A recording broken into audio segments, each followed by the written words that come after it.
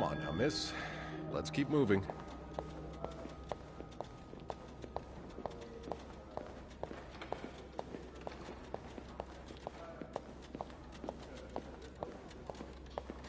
It's on your right. Here. No. No, I'm usually in charge of the second and third.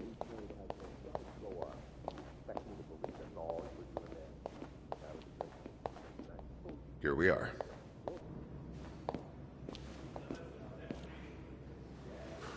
Good luck.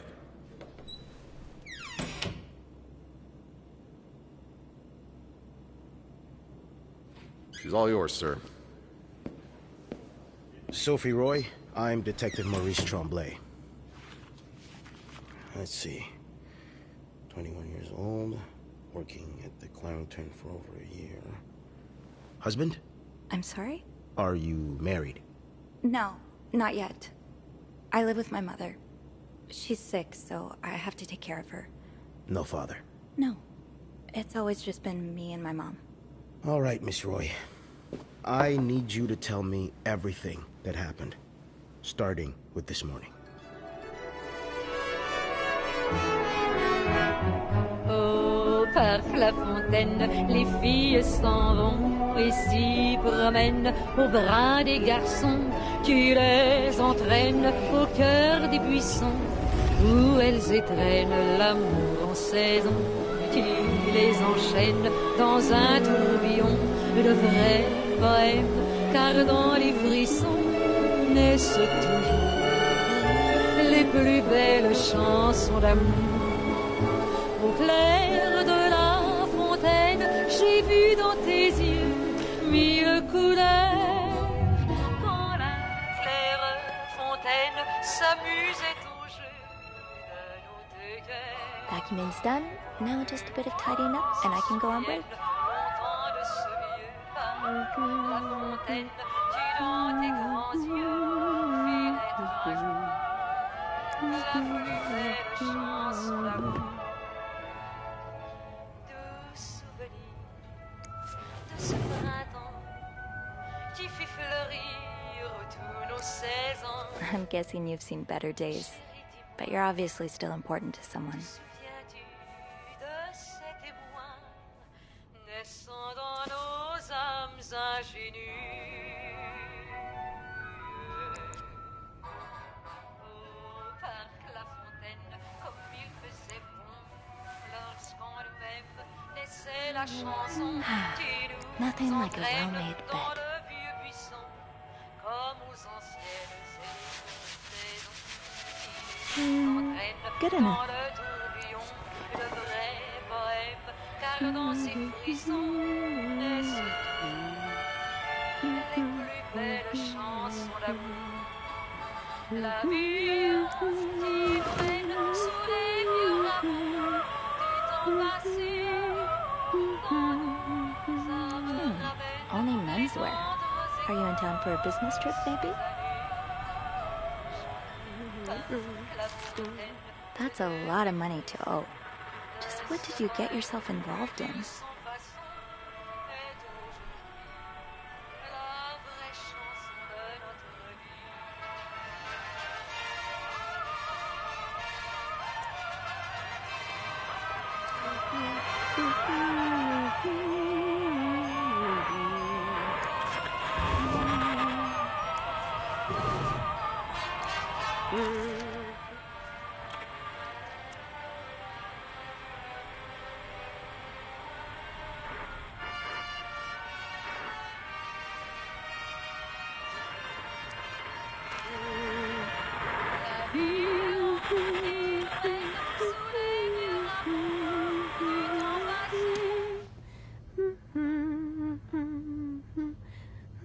No need to bother reception right now.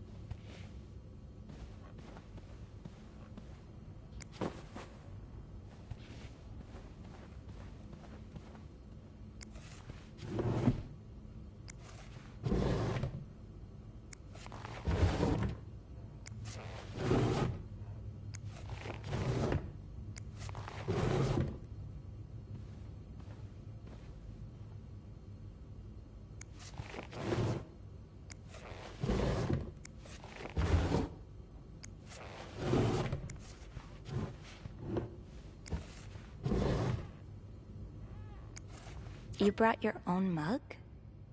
Well, I guess ours aren't quite as complimentary.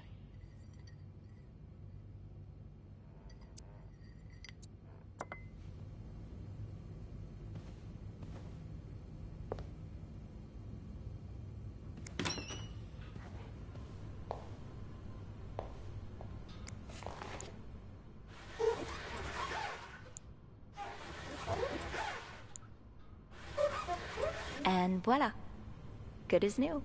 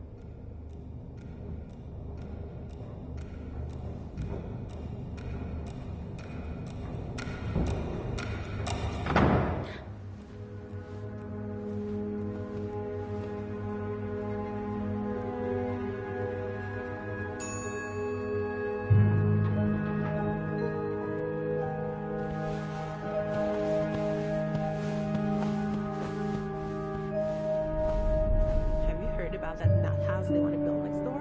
Yeah, it creeps me out. Imagine all the weirdos who'll start hanging around the hotel. I can think of someone who'll feel right at home. Look at her, always glued to that gossip magazine. Do you think she has any real friends? Or is it just Gracie, Joan, and Marilyn? Well, when your own life is that dull, you need to get your excitement somewhere. Oh, did you see Rebecca come in this morning? She was wearing the same clothes. Now, don't you think you're overreacting? This is exactly the kind of behavior Linda warned me about.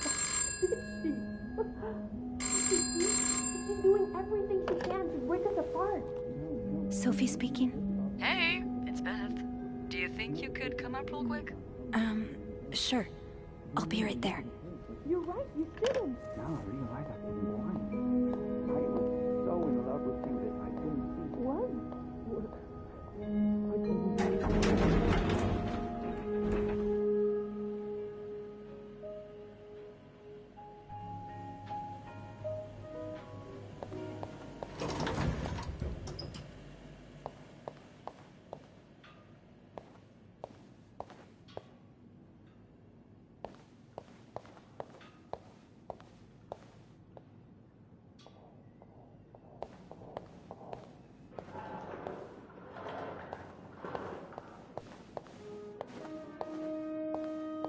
Hey, Beth.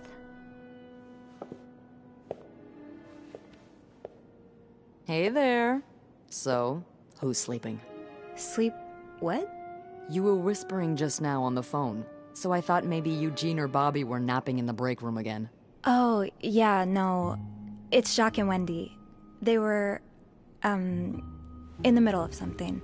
Ugh, it's so awkward when they start making out like no one's watching. Get a room. We literally work in a hotel.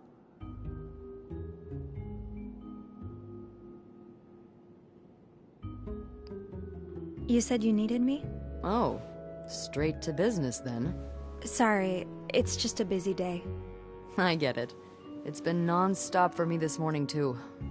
Wanna guess why I summoned you here?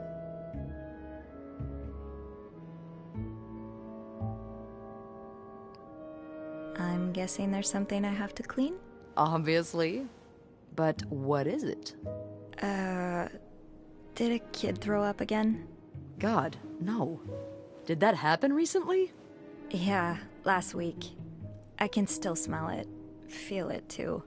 While I was cleaning, some of it got... I'm gonna stop you right there. Keep talking and you'll be cleaning up after me, too. Oh. Sorry. Yeah, no, you'll be glad to know it's nothing gross this time.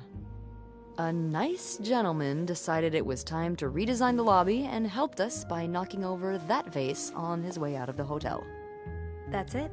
I would do it myself, but the last time I tried to leave the front desk, Bernard emerged from his lair to scold me about procedures and whatnot. Well, we can't have the beauty of the Clarington Hotel take absence from her throne, can we? Oh, the people would riot. Bernard especially. Bernard's hardly the people. Anyway, I have to open the supply closet next. I'll see you around.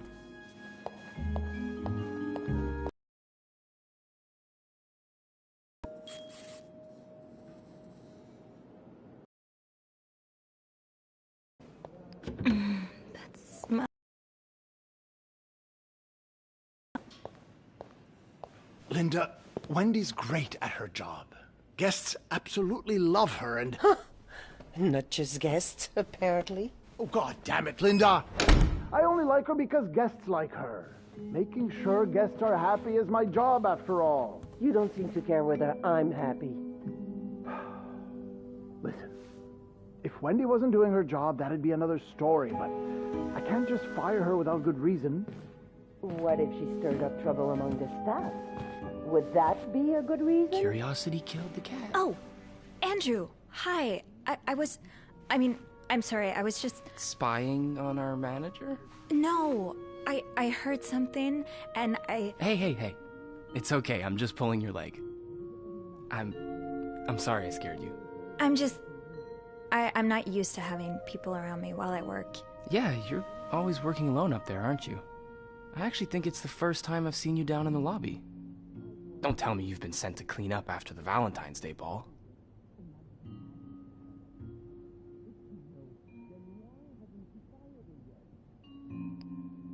No, Beth called me. A guest knocked over a vase and made a mess in the lobby. Yeah, I saw that catastrophe happen. Just what we need, huh? Well, I'd rather be doing that than cleaning the reception hall with Nicole. Oof. Yeah, I don't even want to see the state of the place after this weekend. I know chocolate fountains are for dipping, but I didn't expect to find someone's shoe in there. How? No idea. You must see plenty of weird stuff too, right? Yeah. What's the weirdest thing you found in a guest's room?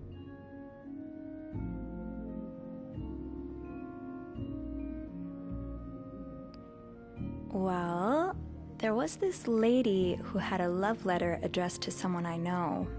What? No way. Who was it? You. You're messing with me. It was worth seeing your face turn red. Wow, you got me. Oh, I better go help Beth. It's hell here with the snowstorm. It's okay. I need to, Yeah, all right. Take care. You too. As if it wasn't enough having to deal with endless letters of advice from Raymond. Raymond? What does he want? He wants me to lower room prices. Make sure the hotel stays acceptable. Okay, let's get that mop from the supply closet. I can hardly believe you two are from the same family. In the States, you'd be sent to jail for those communist ideas. I hope you're not considering listening to him. Of course not. It's not like I have a choice anyway. With the renovation cost overruns, the hotel's gonna go under if I don't raise prices. Have you tried calling Mr. Weston? I have, but I haven't been able to get through to him. And anyway, the last thing I want is to look like a beggar. It's not begging if the other party's getting something in return. I'm sure the sales at Weston's have gone up since the partnership. I don't know. I feel like he's been avoiding my calls lately. You look so tense today. Oh, that's because I am. I've had this pain in my shoulder. Oh, right here. Ever since I woke up this morning. Let me have a look at it. Abe says I can get rid of even the toughest knots. Abe? Abraham, sorry. Now, come here.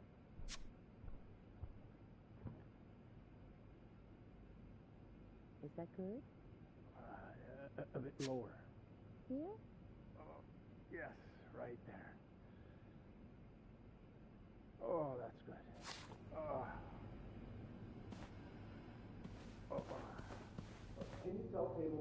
Bobby made it very clear he doesn't like anyone walking into his kitchen uninvited.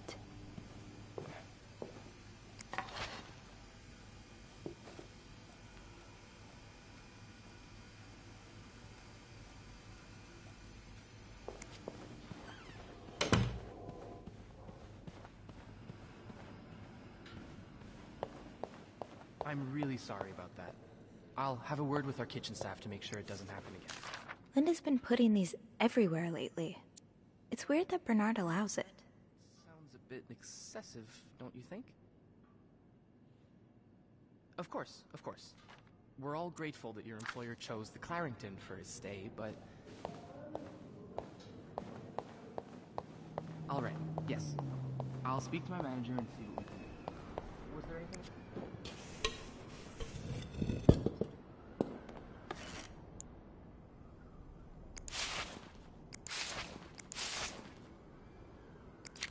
A film roll. The guest must have dropped it when he knocked over the vase. Probably should return it to him.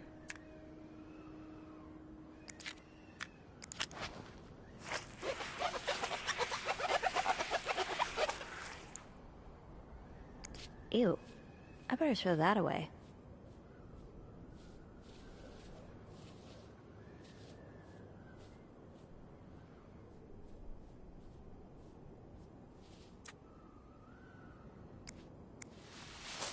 Now I just put the leaves back in the vase, and it'll be like nothing ever happened.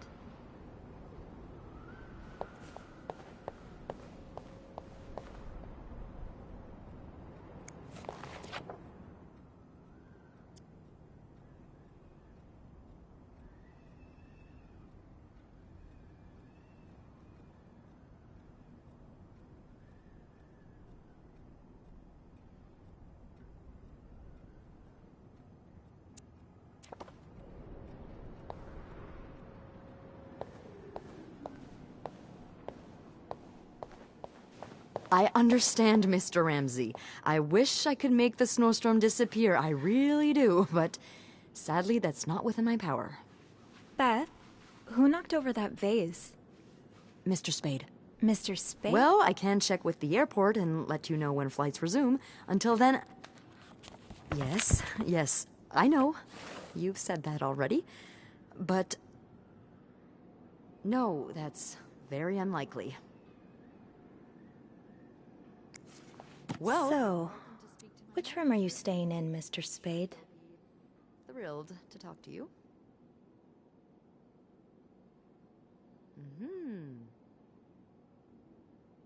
Well, for that, you'd have to talk to my manager's manager. Would you like to contact him? Sadly, he doesn't have a phone. He's a bit of an old-fashioned fella, if you know what I mean. Yes? Yes, certainly. So first I... Room 505. Great. That's on my floor. I can return that film roll without going out of my way. And think really hard about just how much you want the snowstorm to end. It may help to repeat his name, too. It's, God? G-O-D. I'm sure he'll be very sympathetic to your plight. Making fun of you, sir. No. I should go to the 5th floor to return Mr. Spade's film roll. Serious. If anyone can make the snowstorm end, it's him. Bernard still leaves these around the front desk? Guess he didn't hear Beth when she swore she'd burn the place to the ground next time she had to suffer through one of his sermons.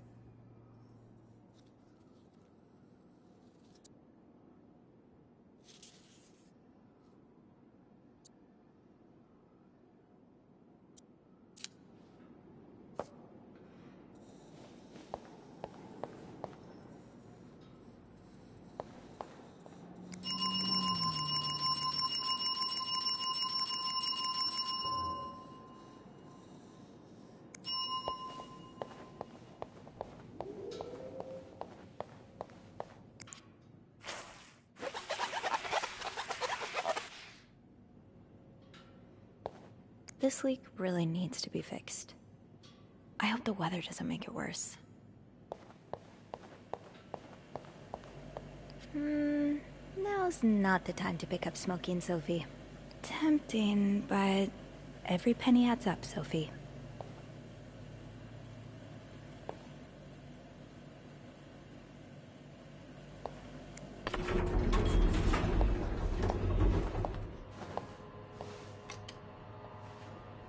Hold it, please. Phew, made it. Thanks.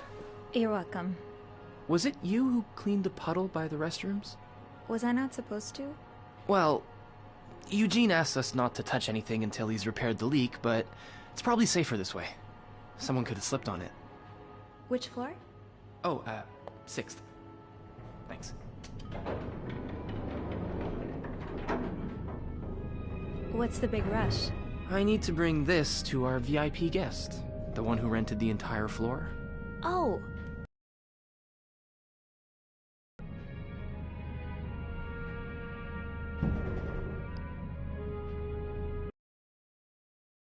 Of snow. No idea. It's just the latest in a long series of strange requests. What do you reckon he'll do with it? Take a bath, maybe? Sometimes I wonder if he's just pulling an elaborate prank on me. Can't you tell me who he is? I've never actually met him. I always talk to his assistant. Only Bernard knows his identity. I do have a suspicion, though. Oh? But I'm not sure I should say it. Can't you at least give me a hint? Okay, let me think. Whew. Saved by the bell. Hey, come on. Don't leave me hanging. Let's just say I like to prolong the suspense. Wait. Is that the hint? Who knows? Fair enough. Have fun up there. You too.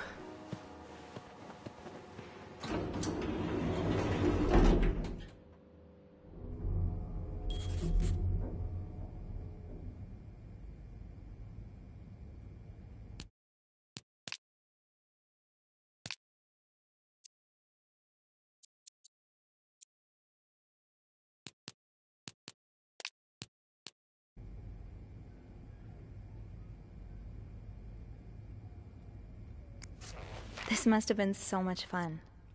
Well, for the guests, at least.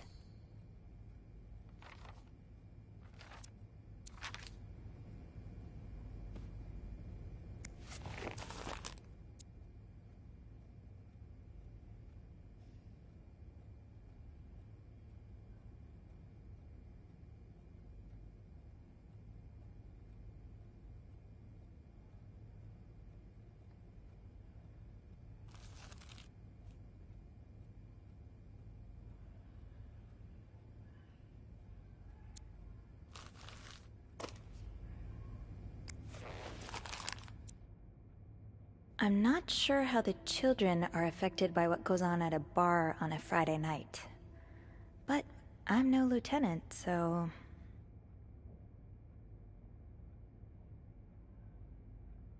I'm not sure how the children... Ah! My new home, according to Suzanne and Yvette. This is horrible. I don't think I'll ever understand what pushes people to go so far as killing. Wouldn't be surprised if everyone's a little bit more on edge today. Bad weather has a way of doing that.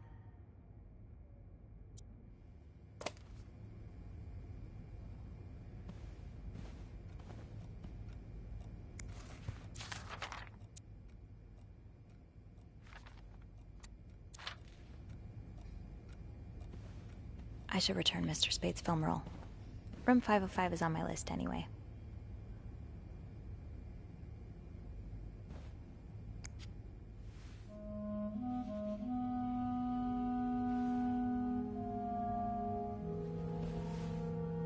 Mr. Spade?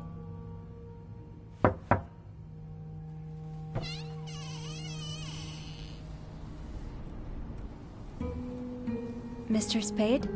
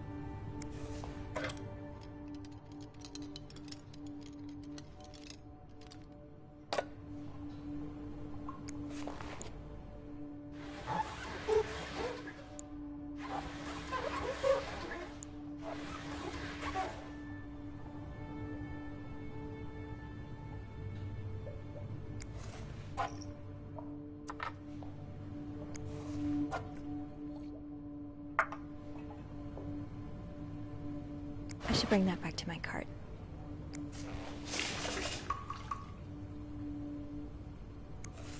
Looks like prescription drugs. But what are they for exactly?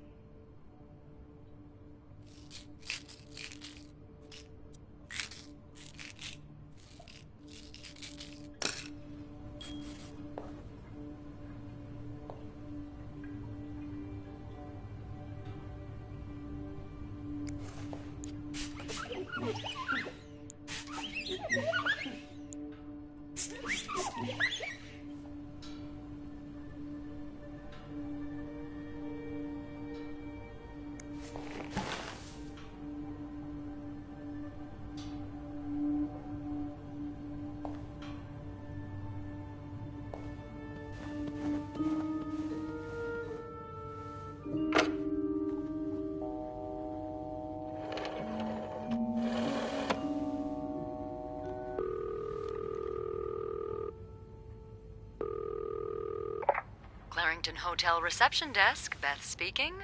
What can I do for you on this very fine day?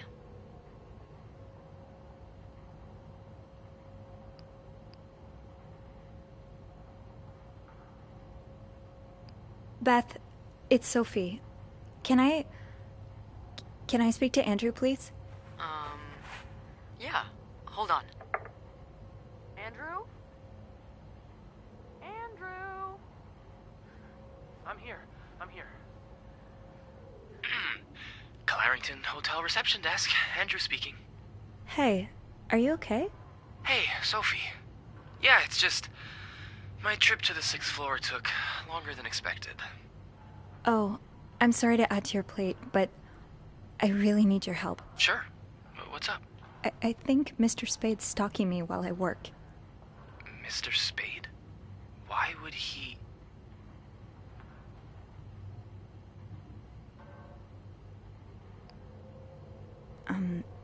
I can't believe I'm about to say this, but sometimes when I clean the rooms, I get a little curious and, you know, snoop through our guest stuff.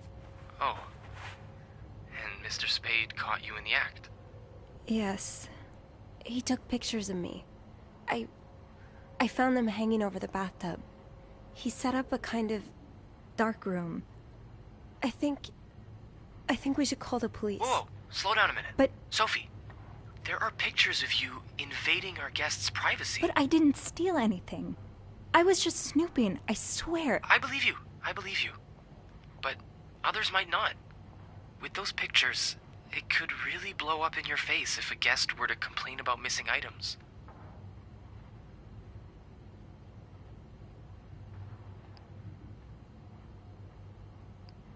So I just leave? Do nothing? That's not what I'm saying, but I think you should try to get a better understanding of the situation before you tell anyone. I've given photography a shot before. Really? At least I planned to.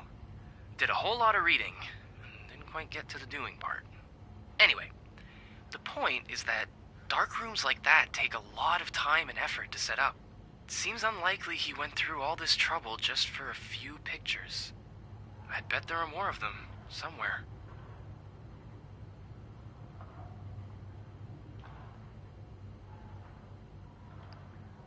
Well, I didn't look through the entire room, but there is a safe here. That would certainly be a good place to store pictures. Do you have the safe combination then? I'm pretty sure it's locked. Maybe I can... Give me a sec.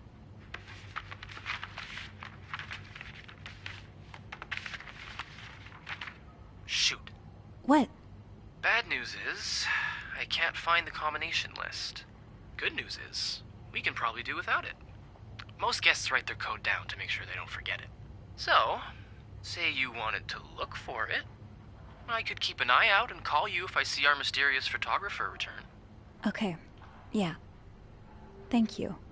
No problem. Oh, and Andrew? Yes? Please keep this between us. Of course. Don't worry about that.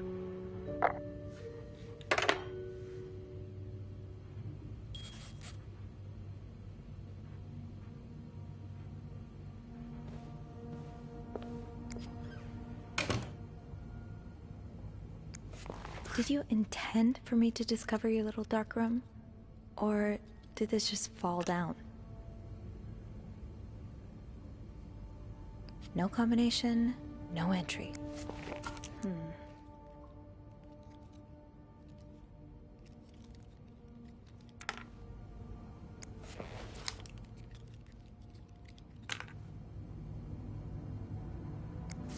That's a lot of film. How many pictures have you taken, Mr. Spade?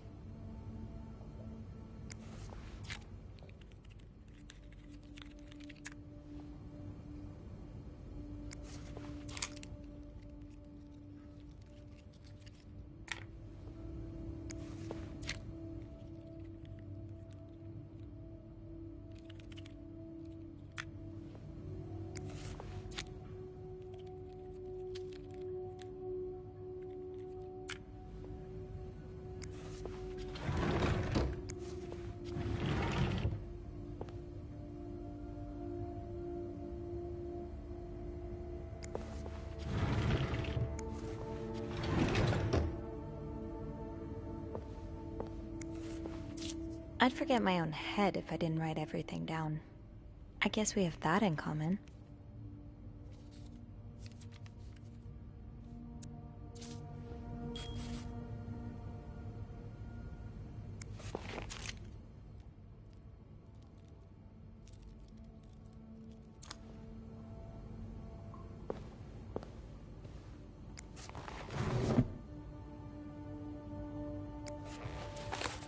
That's rough. How are you supposed to support yourself when no one will give you a job or a place to live?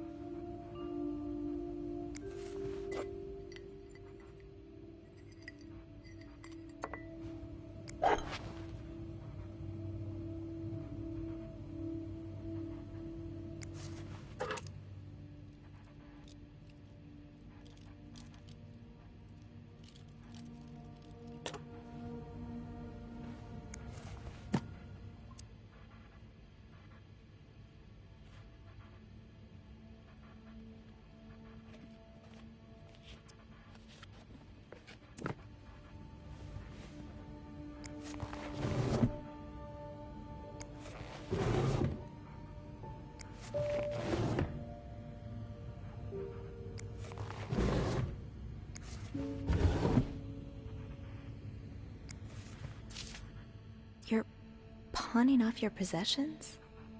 What do you need the money for?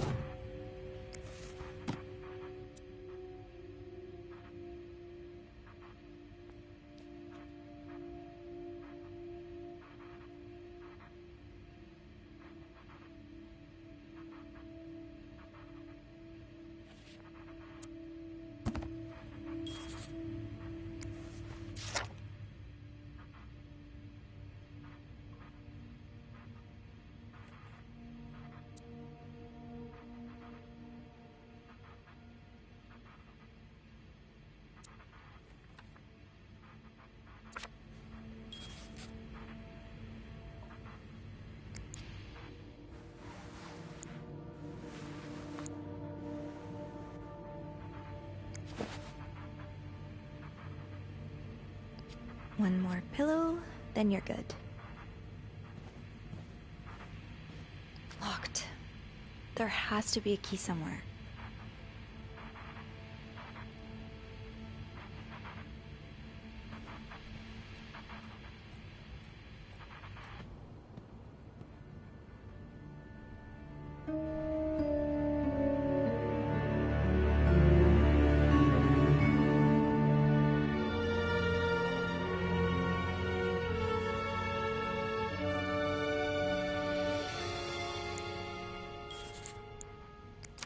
The oratory.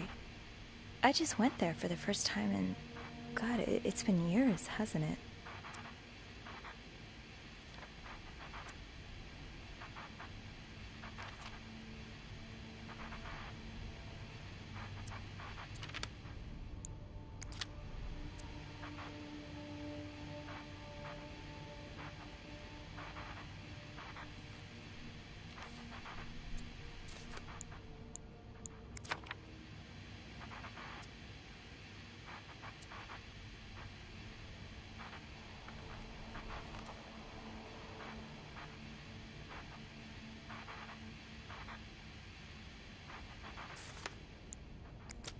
Beaver Lake. I took Mom skating there just a few weeks ago.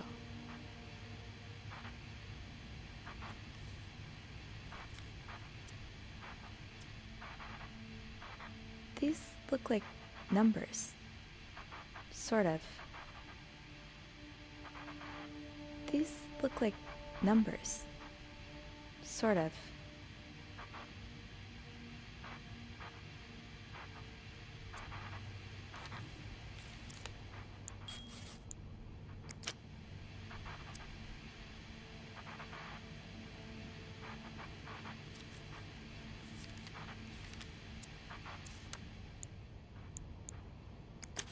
Harry's diner, too. Were we ever there at the same time?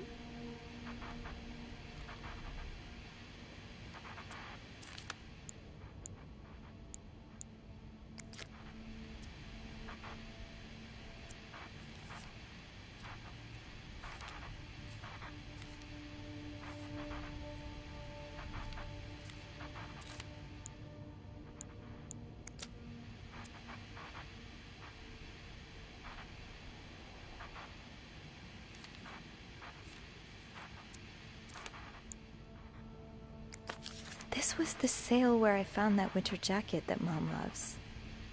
Were you there too?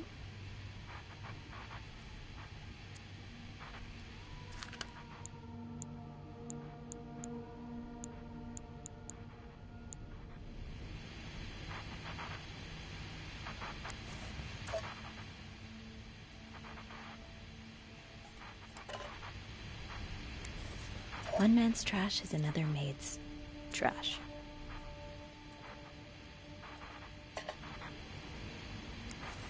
Something tells me you won't be missing this.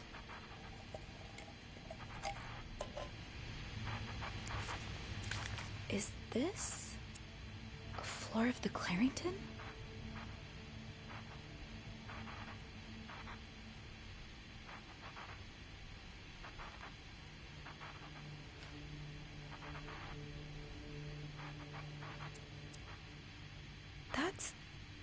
That's my schedule. Just how long have you been watching me?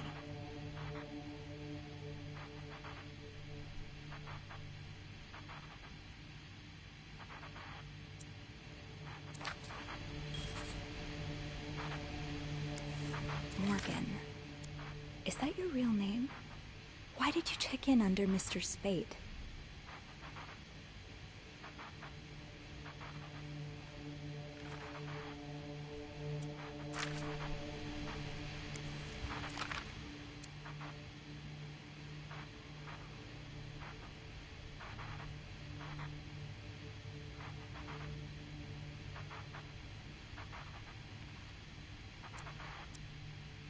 Lindsay, did something happen between the two of you before she died?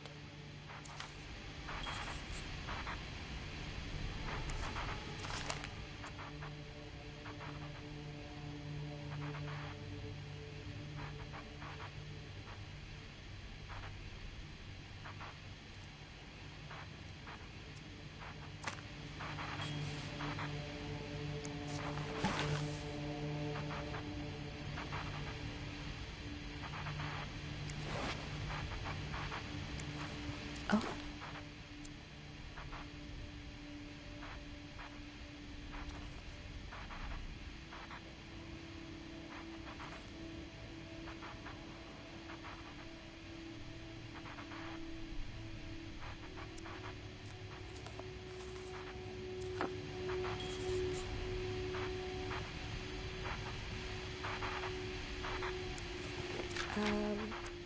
Request to move to 507. Why did you want to change rooms?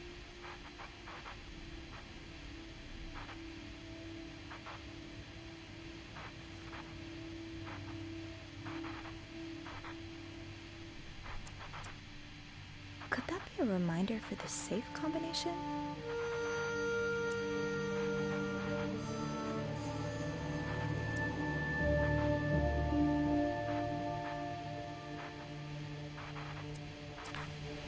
There may be something in that suitcase.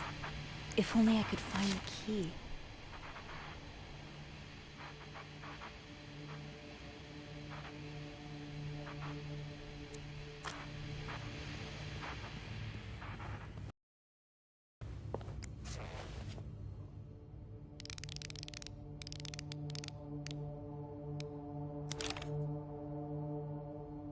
Damn it.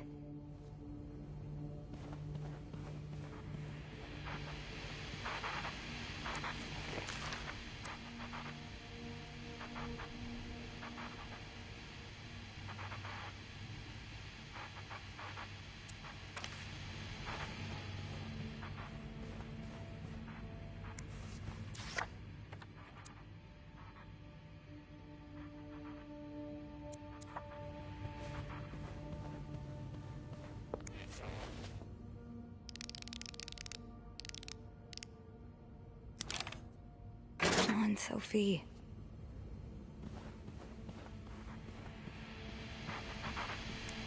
The storm must be getting worse. I hope Mom's not too bored without her TV shows.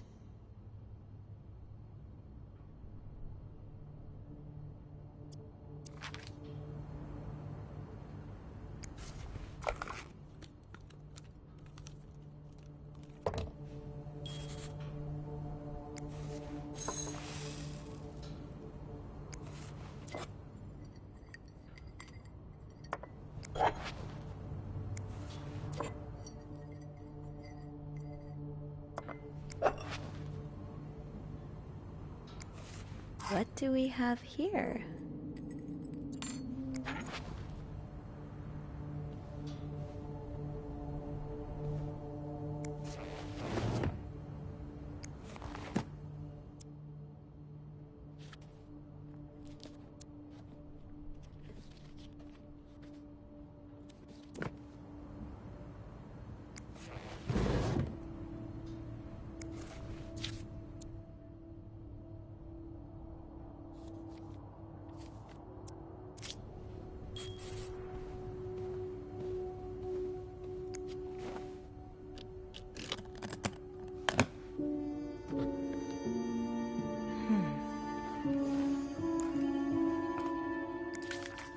You spent 10 years in a psychiatric hospital. And it looks like you left with a long list of diagnoses and prescriptions.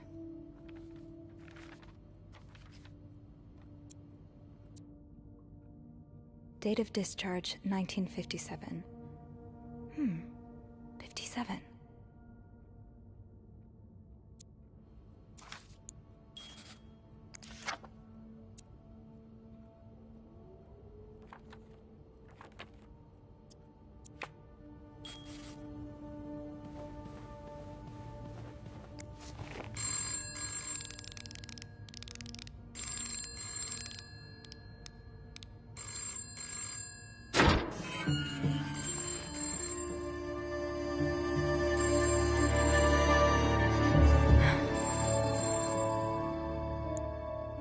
That looks like a notebook.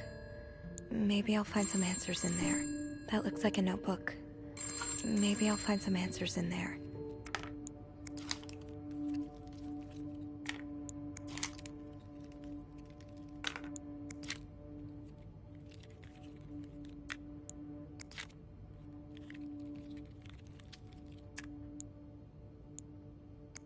Okay, Sophie?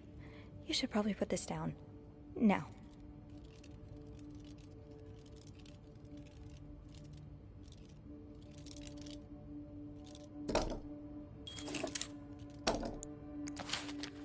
M and H.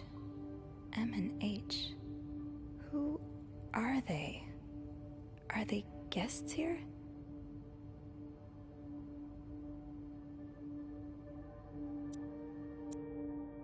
That was taken in the lobby.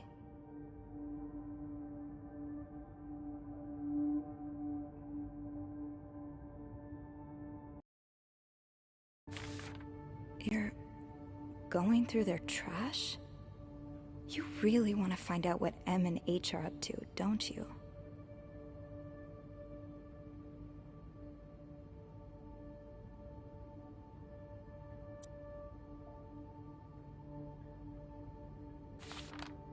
Why are you following them? And who's sneaking out at night? So many questions.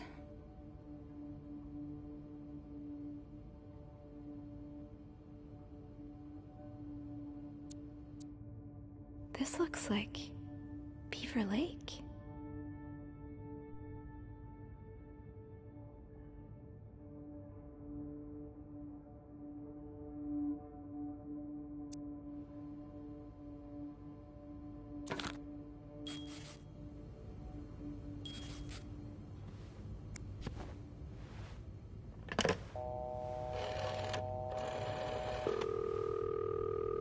Clarington Hotel reception desk, Andrew speaking. It's me. Oh, hey. Just a sec. Beth, could you cover for me? Again? Pretty please? Sorry about that. So, you found anything on Mr. Spade? Well, Mr. Spade isn't even his real name. It's not? What is it then? Paul Morgan. Huh. I guess he wanted something a tad more exciting. So, I take it you opened the safe. What was in it?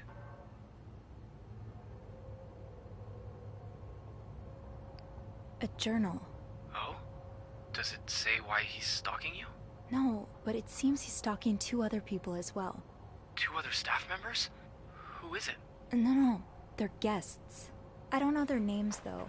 I was hoping you could find them in the logbook. Oh, yeah, sure. Are you alright? Of course. Sorry. I'll just need some more info to narrow the search. What do you know about them? From what I can gather, it seems they're together. Okay, so we're probably looking for a room with a double bed then. Do we have a lot of couples at the moment? Well, seeing as last Friday was Valentine's Day. Oh. So yeah, a lot. I'll need a little more to go on.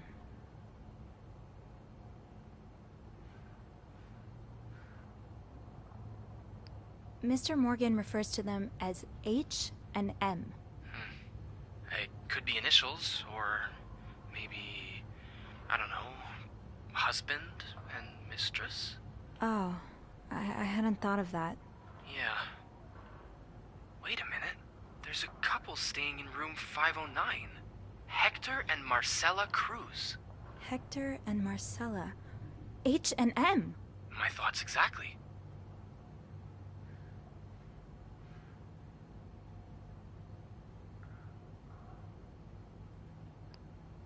How are the Cruzes linked to me, though? I mean, why is Mr. Morgan stalking us both? That's a good question. What if they're his real target? Maybe you just got in the way somehow. Could he have seen you snooping around their room? When did they check in? Last Thursday. I haven't been in 509 for over a week, so that can't be it. And I'm afraid I'm out of ideas. Do you, perhaps, have room 509 on your to-do list? I do, actually. Would it be wrong of me to suggest you do some... Snooping? I guess that's what I'm known for now. Nah, don't worry. I'm sure we'll find a better legacy for you. I'll call you if I find anything. Watch out, alright? I will. I promise.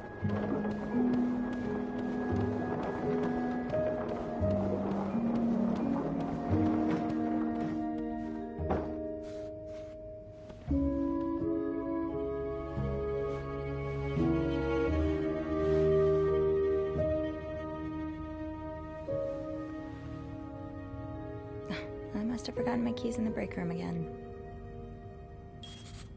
Come on, Sophie. That door won't magically unlock just because you want it to. I need my keys.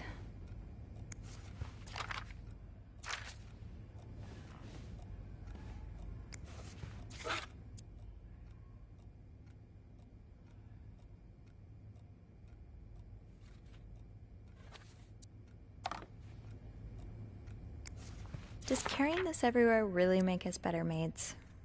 Bernard seems to think so.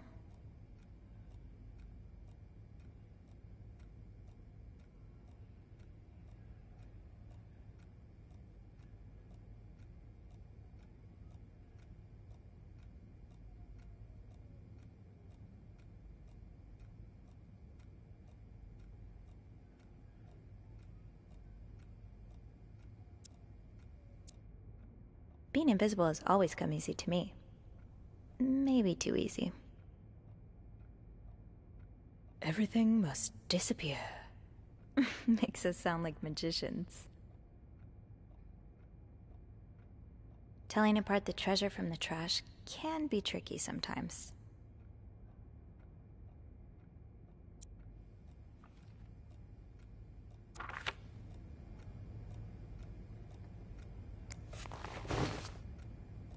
I'm sure I'll find more laundry to add to the pile.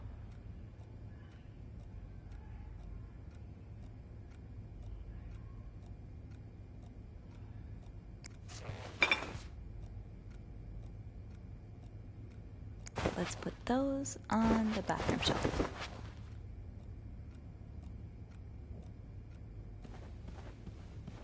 I'll need my keys to enter room 509. I should probably check the break room.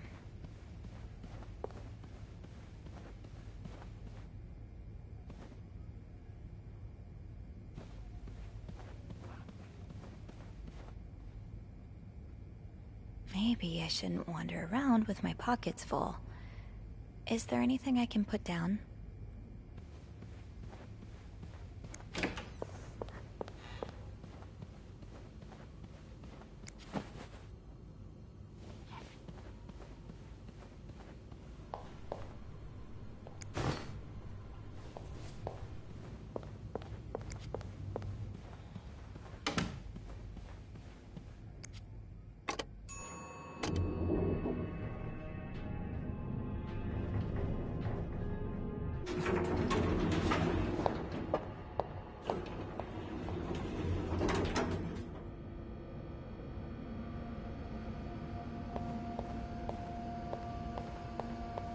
Yeah, Linda's not exactly, my door locked. Eugene must be running around trying to keep the hotel in one piece.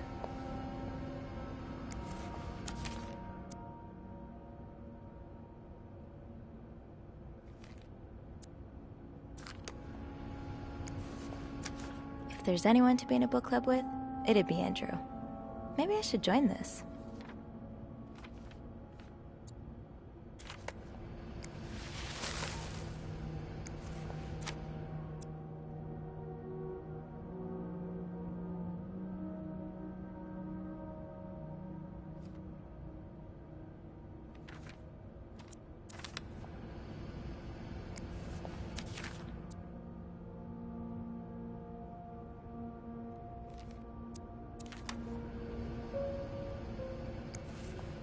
The way things go missing around here, sometimes it feels like the hotel just gobbles things up.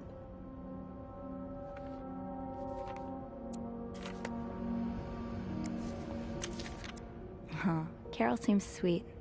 If I wasn't so bad around new people, maybe we could be friends.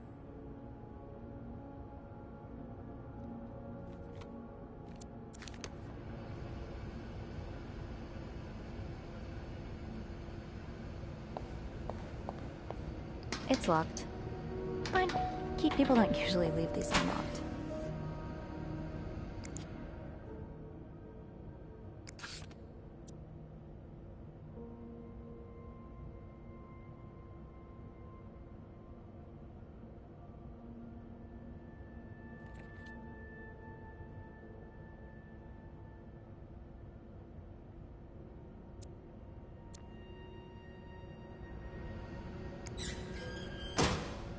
Been sesame? Nope, no luck. Off limits.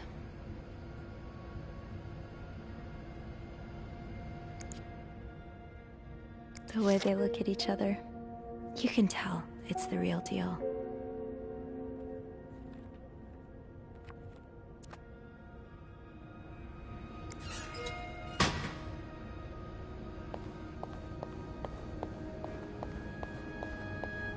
Shoot, it's locked. I guess I'll have to get Linda's master key instead.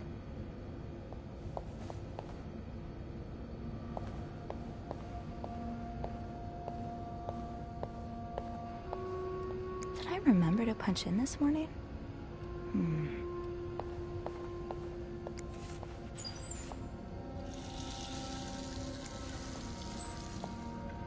Rebecca's had her hands full lately.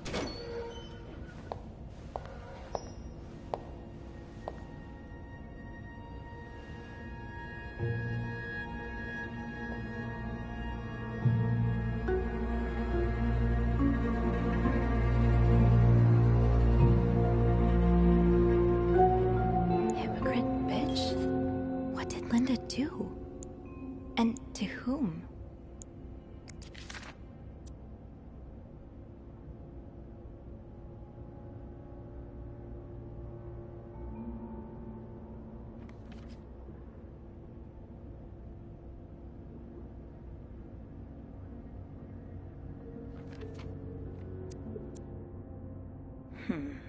There aren't that many people whose names start with a B around here.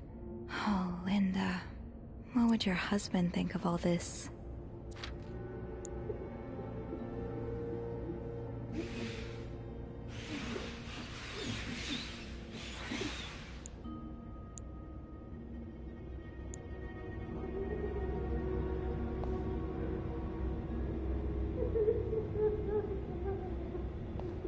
That'll do. I'll just have to make sure I don't forget to return it. Tempting, but every penny adds up, Sophie.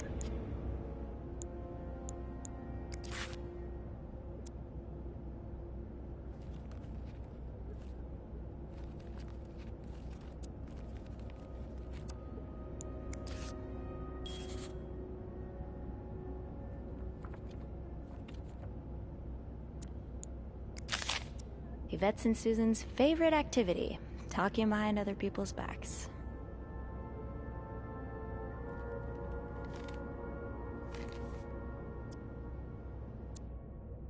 Well, I think your haircut looks good, Reb.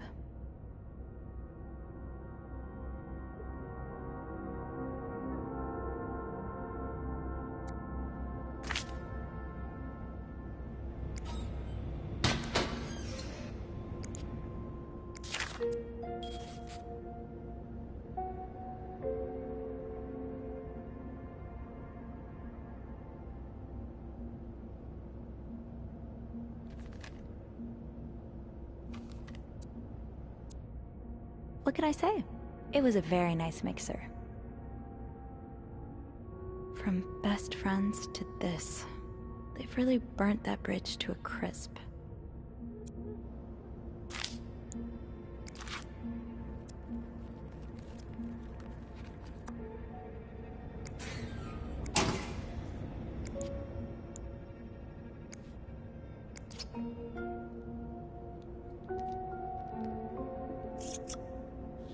Shade of red. It matches the message on the door.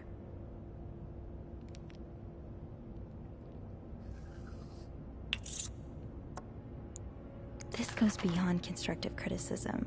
It's just a personal crusade.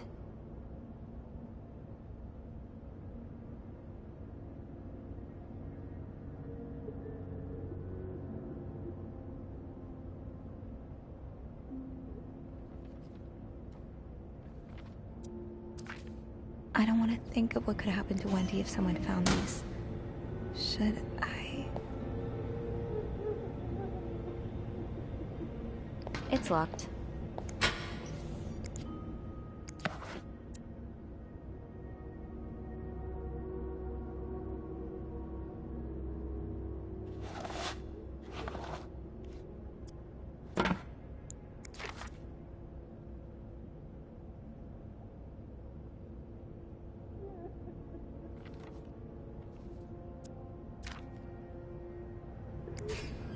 Off limits.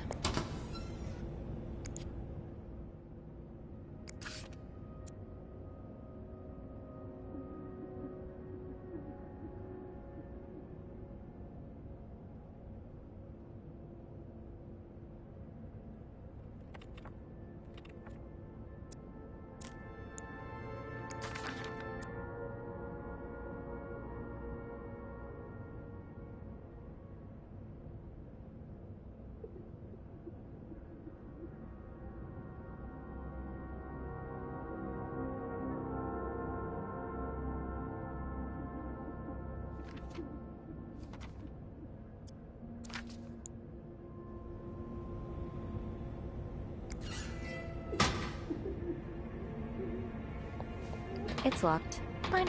Keep your secrets, locker. Off opens. It's locked. Being recognized for doing a good job. That feeling never gets old.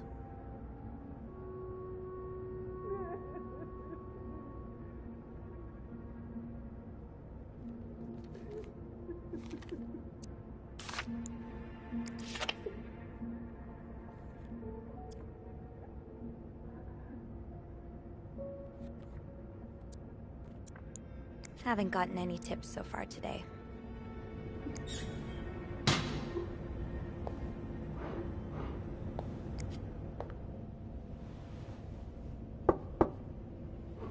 What is it? Wendy? It's Sophie. Are you alright? Do I sound alright? No, I guess not. Just leave me alone. I don't want to talk.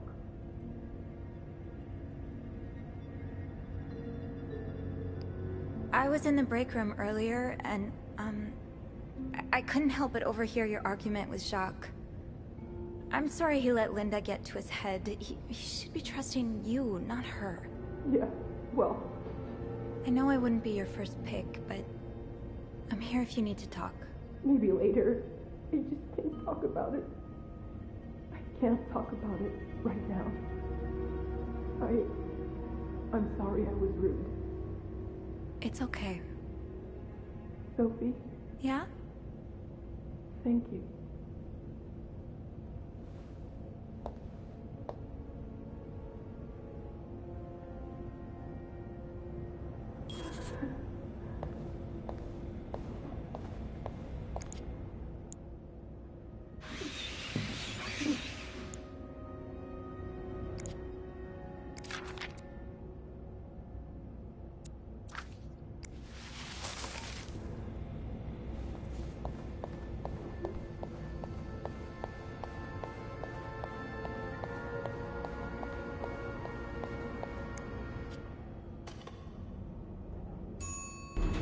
Hey, Sophie. Oh, hey, Andrew.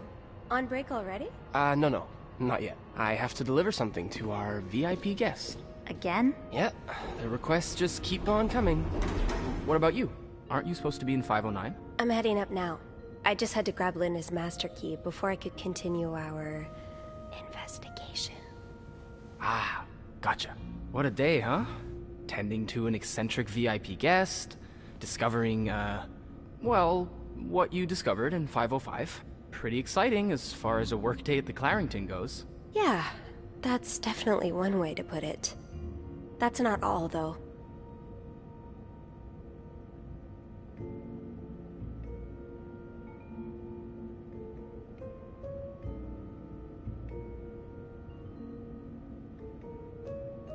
I was looking for my keys, and I heard someone crying in the bathroom. You sure it's not the old Clarington ghost again?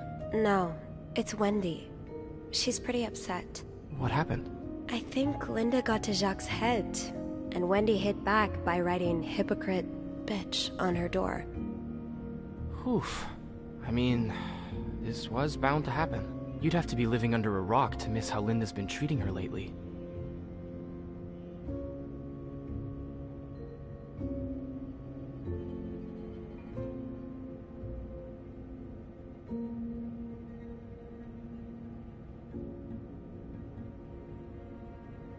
Yeah, Linda's been pretty bad to Wendy. I'm not surprised she snapped. Remember her birthday? Bobby slipped her a slice of cake from the kitchen, and along came Linda to confiscate it, telling Wendy she was doing her a favor. I don't know how Wendy managed to keep her cool. If it had been me, I probably would have burst into tears. Yeah. Interpersonal conflict makes for a good read, but in real life it can be a bit much to deal with. You've always been good at staying above it, though. You get along with everyone.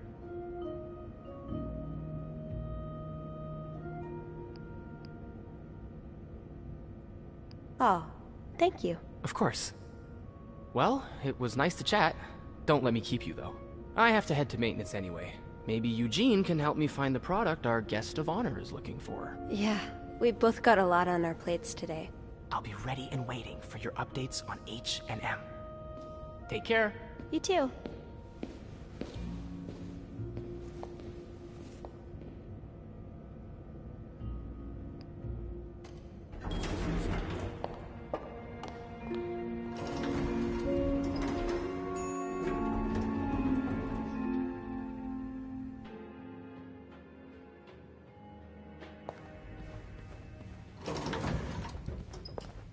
Oh, I do have 506 next on my list. Should I pop in before checking out 509?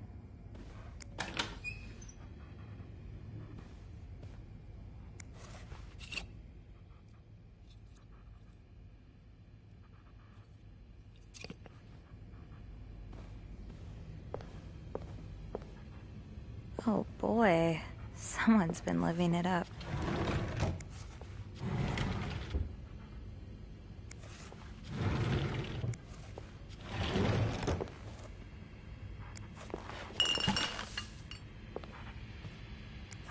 Another fan of The Gossiper. I never did finish that article from this morning. That feels like so long ago now.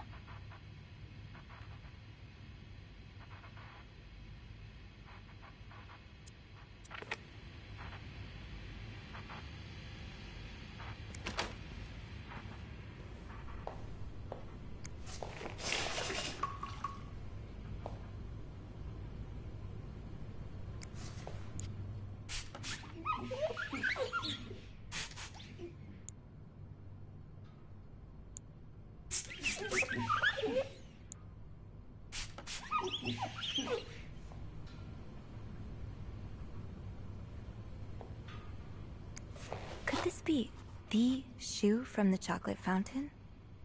I can't wait to tell Andrew.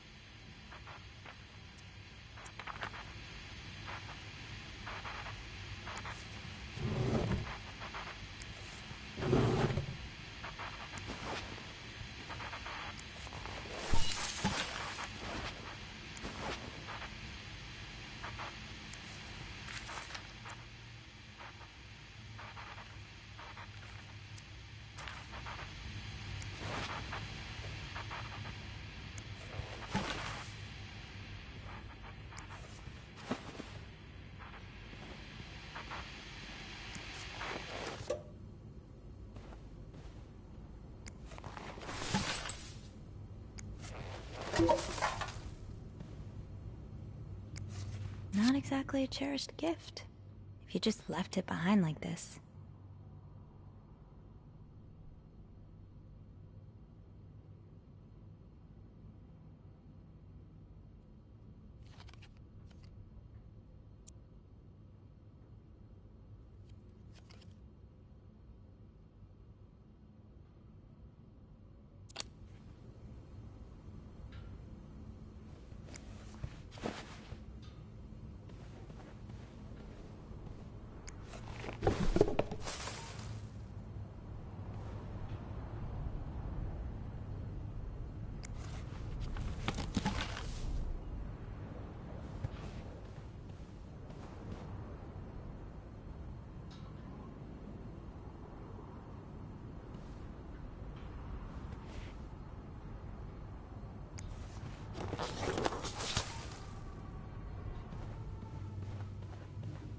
Getting into 509 will be no problem with the master key. Let's get to the bottom of all this. I'm sure I'll find more laundry to add to the pile. Another day, another dirty dish to pick up.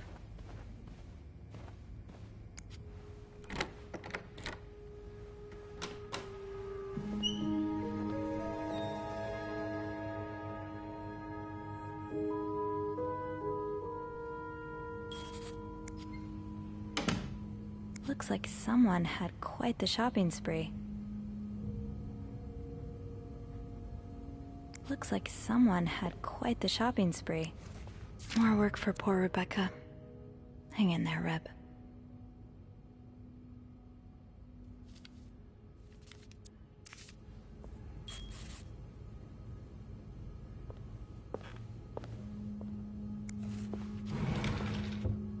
No combination, no entry.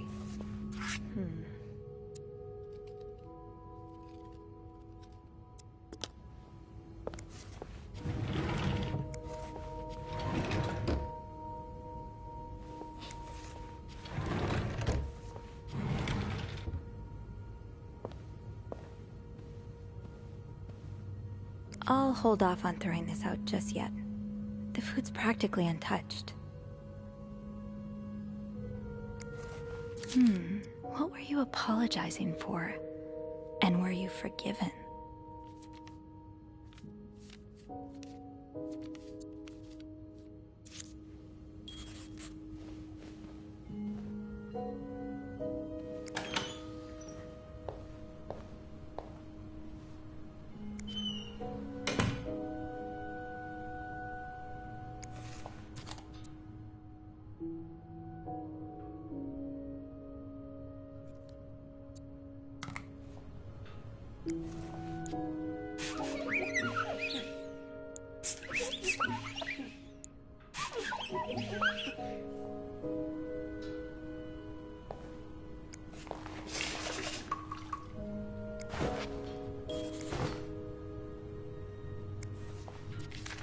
These are lovely.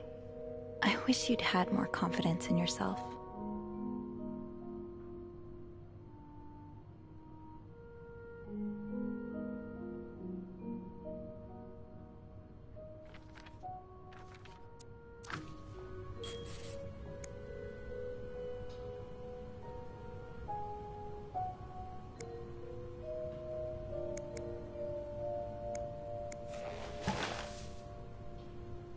Looks like someone tore that note apart, but I'm missing some pieces.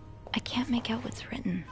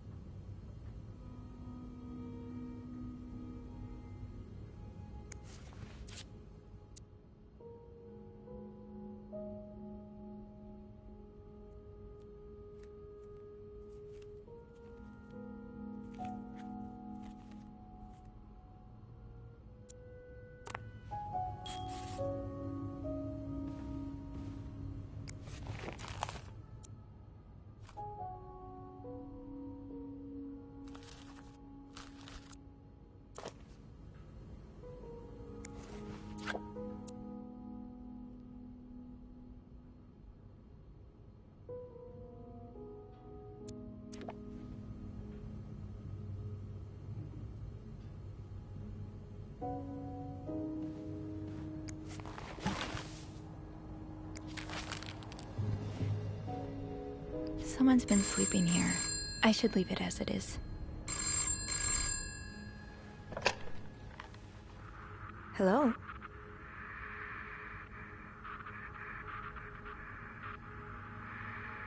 Hello?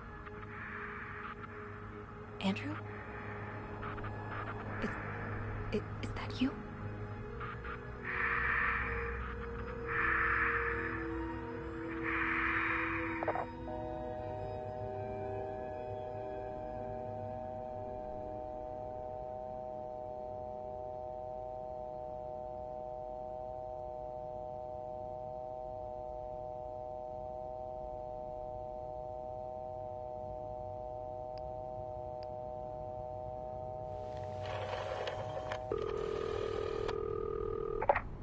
Farrington Hotel reception desk. Andrew? Hey, Sophie. Did you just call me? No, I didn't. Then who called? I'm not sure I understand. Someone just called, and they said nothing. All I could hear was static and breathing. That's pretty unsettling. Hang on. Hey, Beth? You got a minute? No. Give me a second, Sophie. Okay, so Beth tells me she just patched a call through to 509.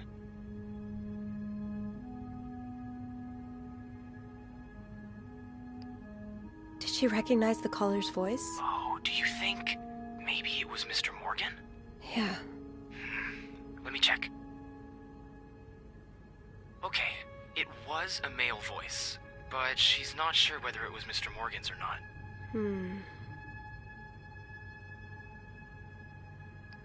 Did she notice anything else? She says it sounded like a bell rang in the background. Like an elevator bell. So she assumed whoever was calling was one of our guests. You didn't see Mr. Morgan come back to the hotel, did you? No. I get why you're on edge, but I don't see any way he could know you're in 509. I haven't spoken to anyone about this. I know you didn't. Can you ask Beth not to patch any calls here for a while? Yeah, sure thing. Thanks. I haven't had time to check all of 509 yet, so I better get back to it. Wait a second. I just remembered something about this morning. I can't believe I didn't think about it before. What is it? A few minutes after Mr. Morgan knocked over that vase in the lobby, I saw Mrs. Cruz rush out of the hotel, all alone. Really?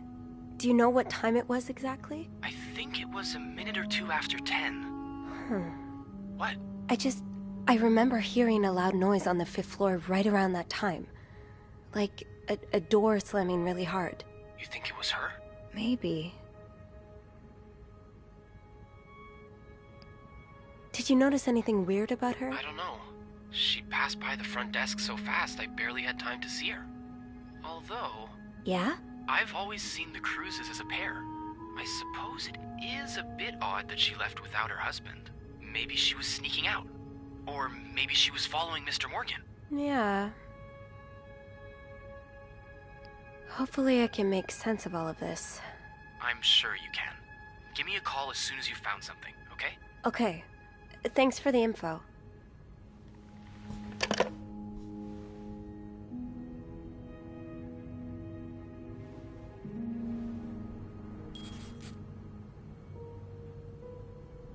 Someone's been sleeping here. I should leave it as it is.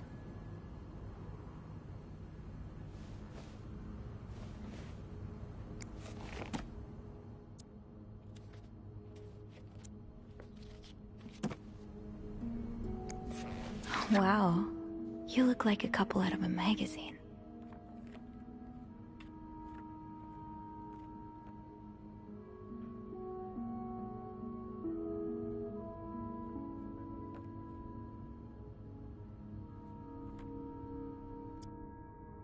These pearls, they look absolutely gorgeous on you. Though, I bet you could make anything look good.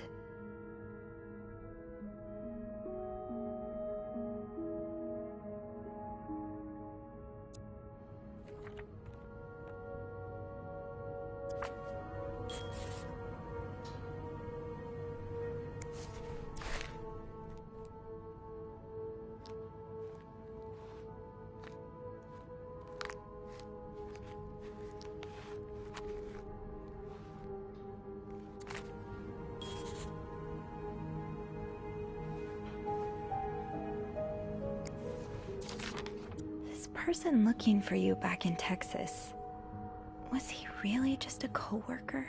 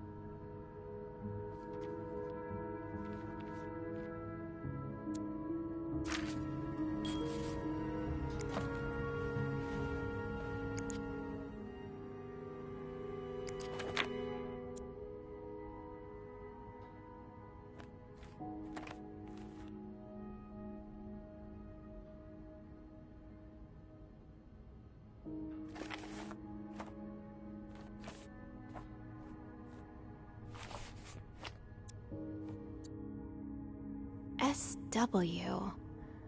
Looks like you had a few appointments with him, Mr. Cruz. Or her. SW. Looks like you had a few appointments with him, Mr. Cruz. Or her.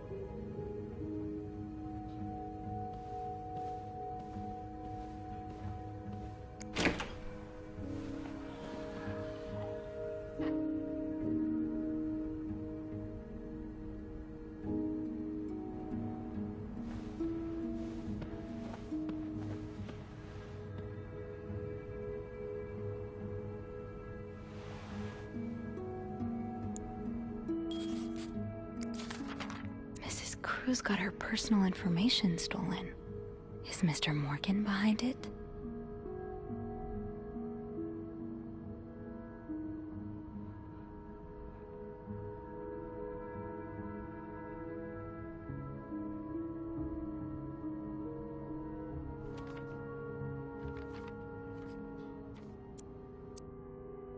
Who could blame you for seeking help? I'd do the same in your shoes. These scribbles don't look random, but I can't figure out what they mean. Fernie and Wiseman. Have I seen this logo somewhere?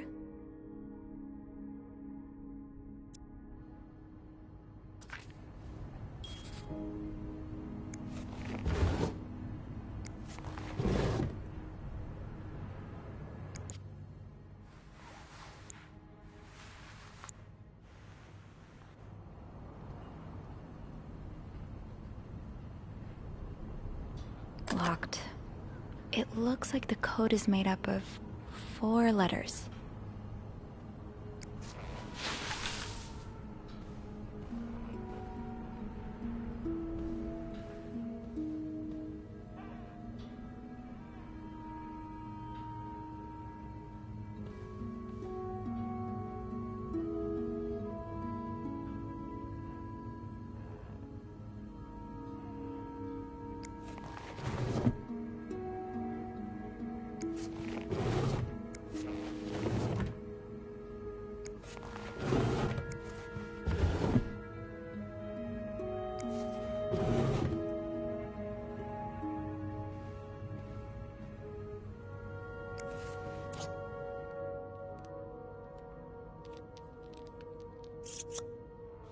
The shade is really striking.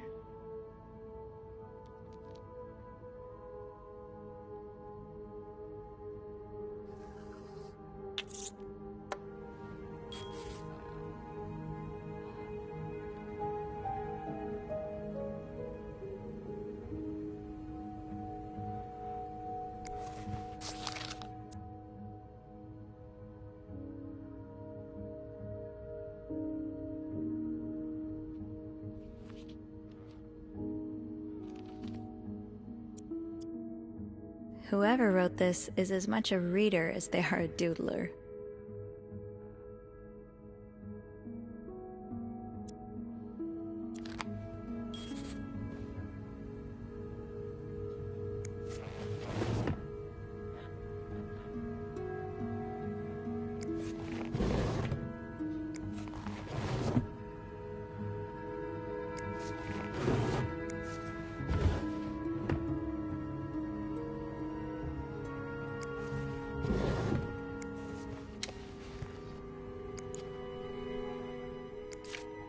Am I reading this right? The account's been emptied.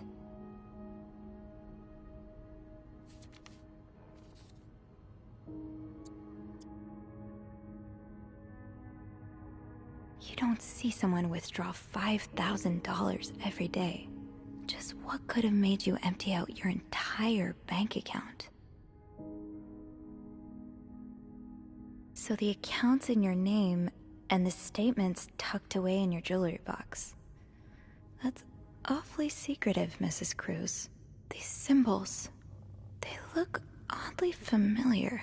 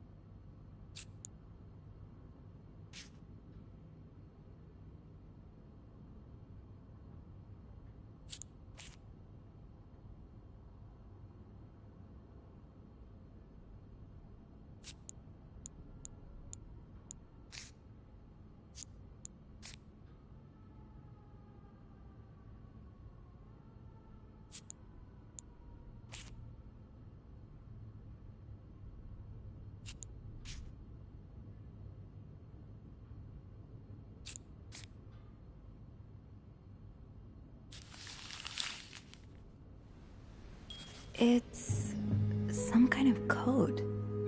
Could I break it?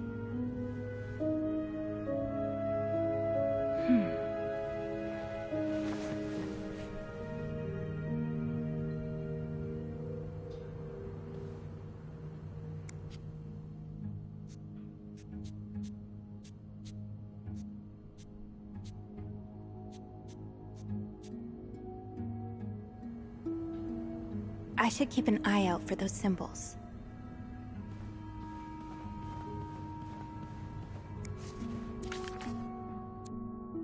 Oh, these symbols match some of the ones on the torn message. That's one of the symbols.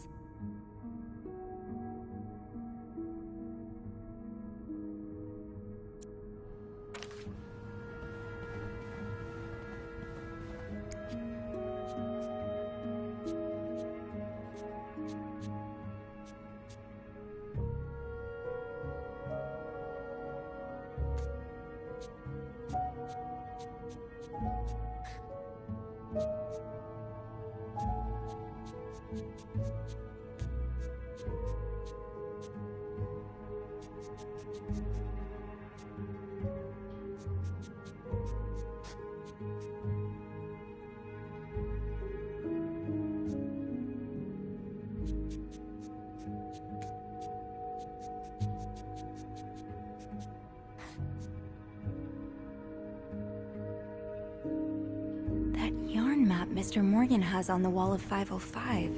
Weren't there some peculiar doodles? Symbols, maybe.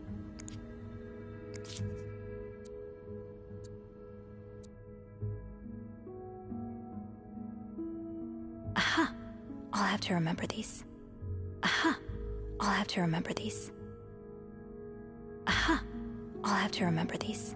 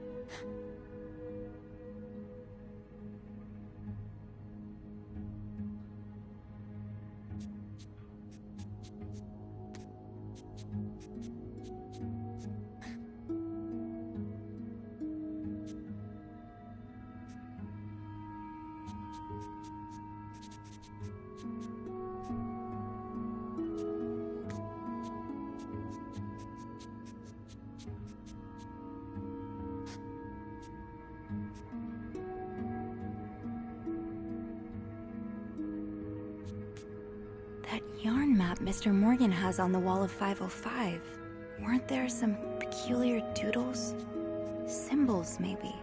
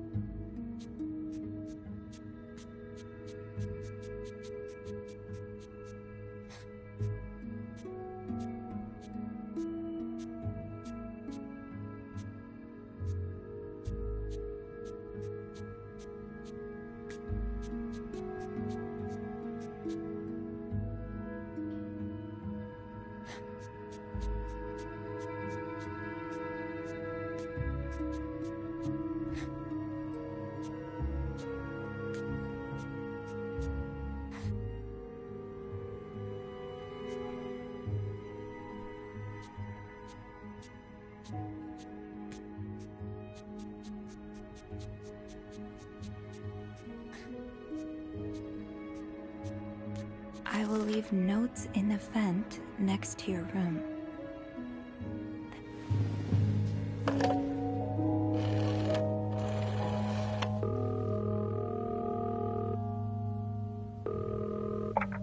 Clarington Hotel reception desk. Andrew speaking.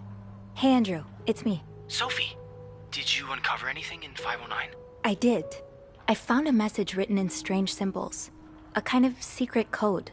What? Awesome! Did you crack it? It says, I will leave notes in the vent next to your room. In the vent? What an odd thing to do. Yeah.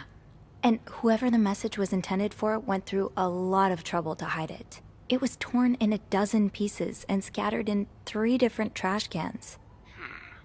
So the cruises are keeping secrets from each other. Do you think maybe one of them's having an affair?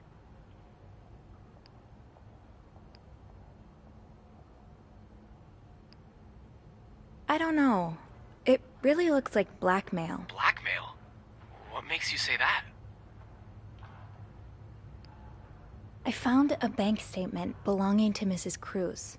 Her account was emptied very recently. Emptied?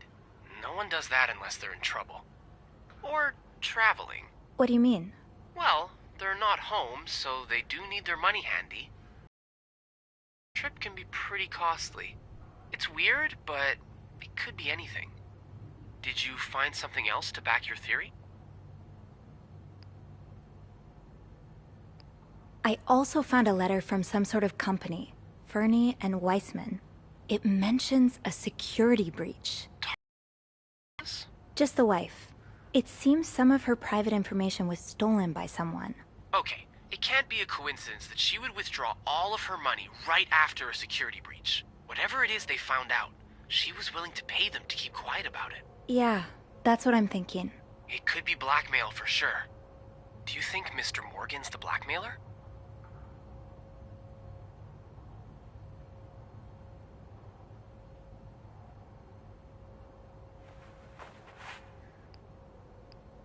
What if the Cruzes hired him to find the blackmailer's identity? By following them around and taking pictures of them? That's a weird strategy. Maybe he hopes to catch the blackmailer the next time he gets in touch with them. Yeah, that makes sense, I guess. I'll go have a look at the vent that's mentioned in the message, just to be sure we're on the right track. Good idea. It's almost break time for me. If you need my help again, you can ask Beth to patch you through to the break room. All right. Enjoy your break. Thanks, Sophie.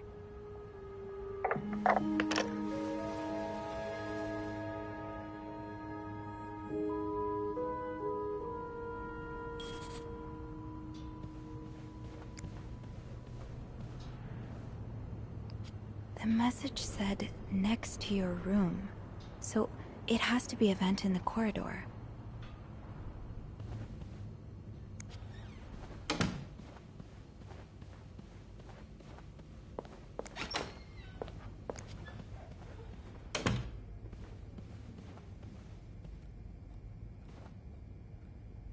No messages. Let's try another vent.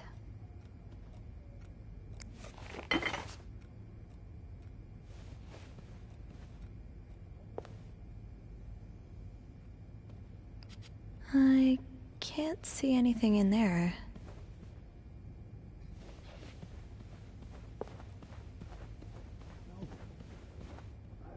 Why on earth would I go there?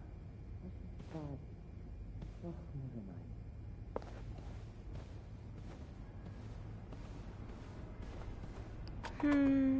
I think I have all the supplies I need.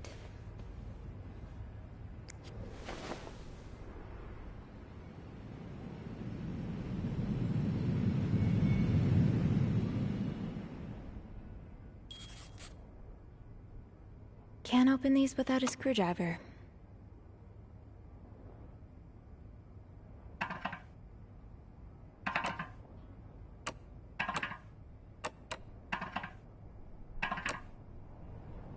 I might be able to find a screwdriver in the janitor's closet.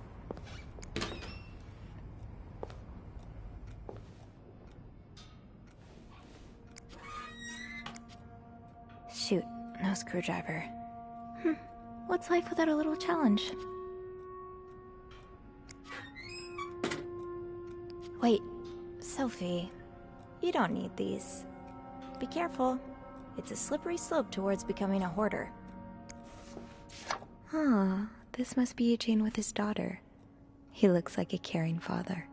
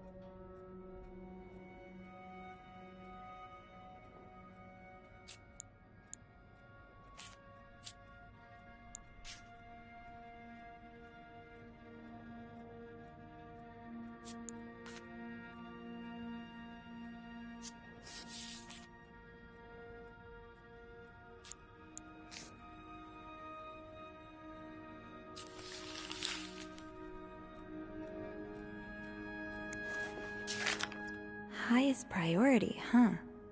That means Eugene's probably working in Bernard's office right now.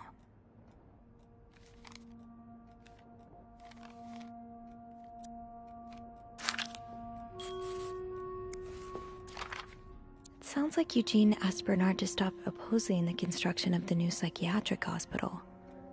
And Bernard was Bernard.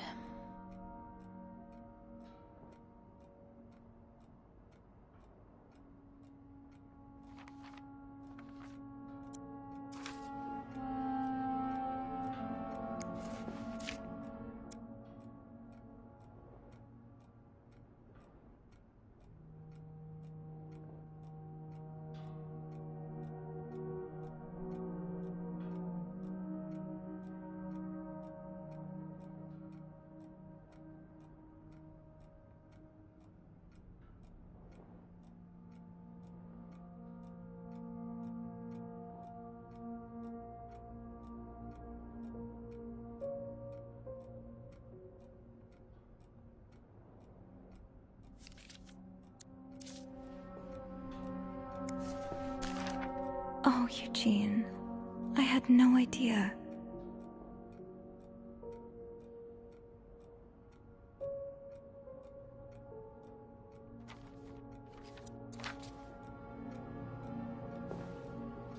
Wait, Sophie. Eugene's a pro at fixing the fuse box whenever there's a power outage. I've never seen two people more suited for each other. I hope they work things out. They need to.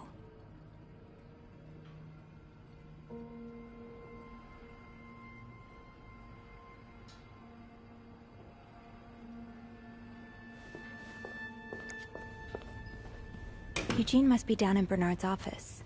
I should go ask him for a screwdriver.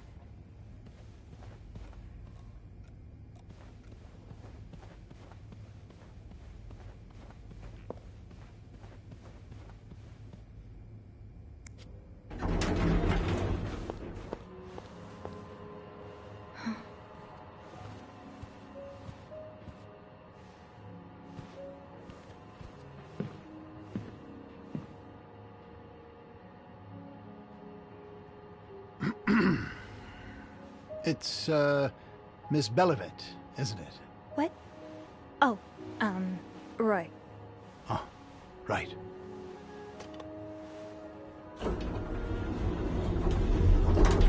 You're the one who took last week off, aren't you? You had to, take care of your sister, I think? Mother. My mother. She's very sick. No, I hope this doesn't become a recurring thing. I need to know I can count on you. I understand, sir. What are you doing here, anyway? Are you on break?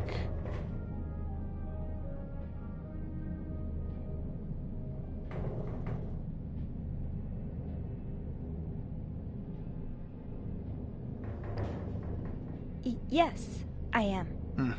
Don't take too long. No, I won't.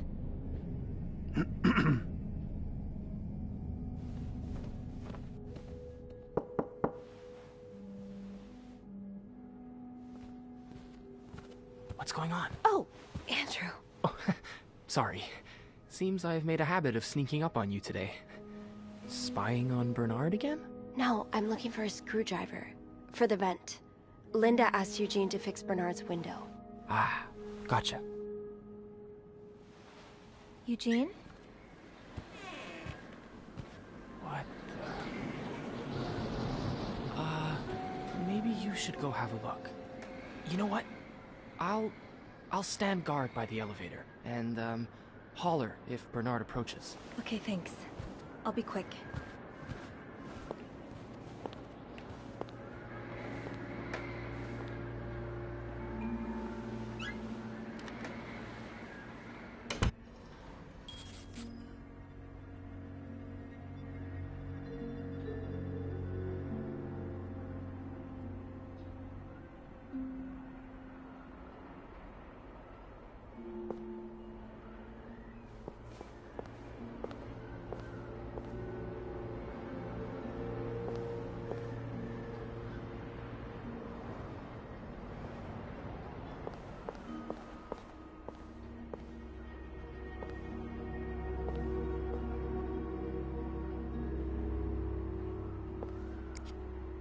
kinda wish I worked here when Raymond was in charge.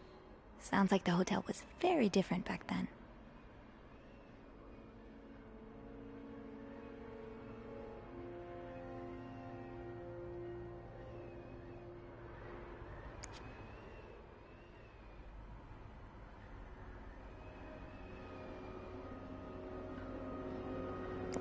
Well, just look at these distinguished gentlemen. And a young Bernard.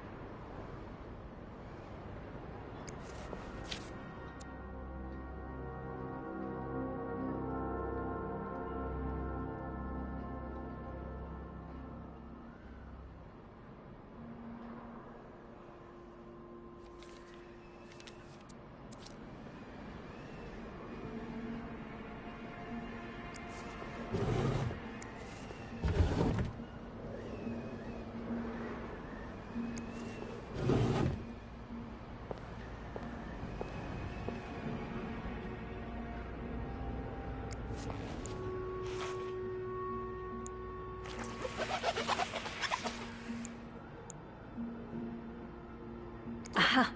Let's get you to that vent. Opposing something that could help so many people just because it's close to your hotel? This is ridiculous.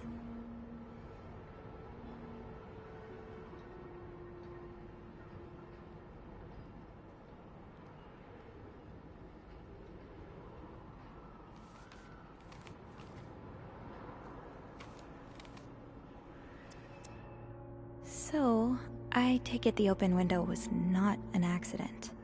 Can't say I blame you, Eugene. So, I take it the open window was not an accident. Can't say I blame you, Eugene. With this blizzard, Bernard's office will be a skating rink by the end of the day. Best to avoid that.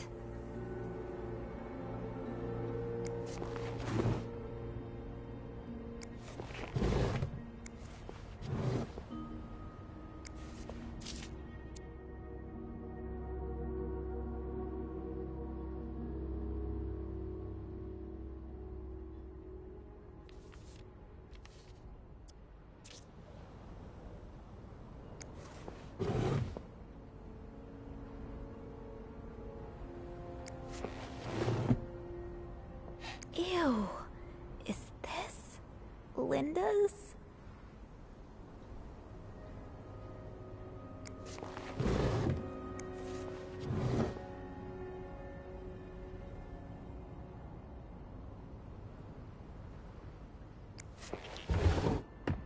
Ew. Is this Linda's?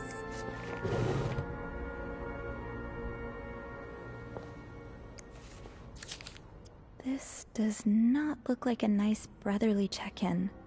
I had no idea things were this bad between Bernard and Raymond.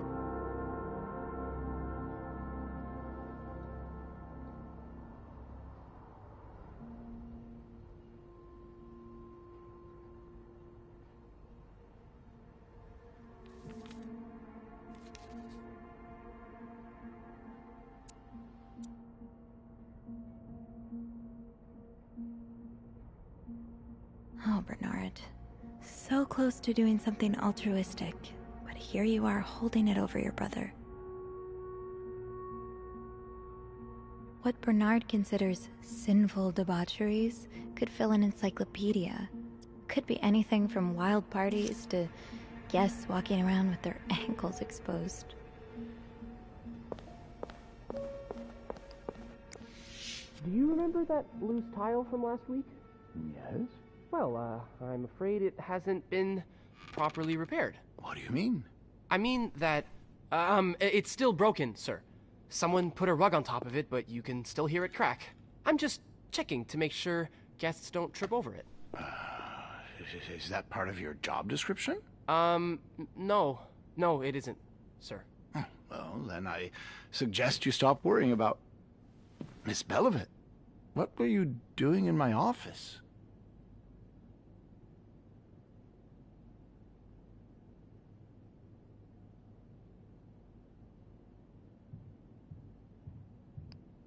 I was looking for a screwdriver to fix a loose vent. A loose vent? Well, that sounds like a job for Eugene, doesn't it? And why on earth would you look for a screwdriver in my office? I thought Eugene might be there. Well, I don't ever want to see you in my office without permission again. Am I clear? Yes, sir. Oh, Mrs. Drake has asked to see you. Again? Just indulge her. Apologize one more time for Friday's mishap. Do whatever needs to be done. We cannot afford to lose such loyal guests. Very well, sir.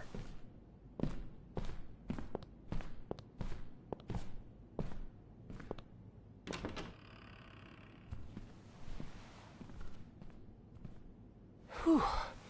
I think my heart stopped beating there for a moment. Yeah, me too. But at least I found what I was looking for. Perfect. Now, I should probably get to it before you-know-who comes out of his office again. Keep me posted.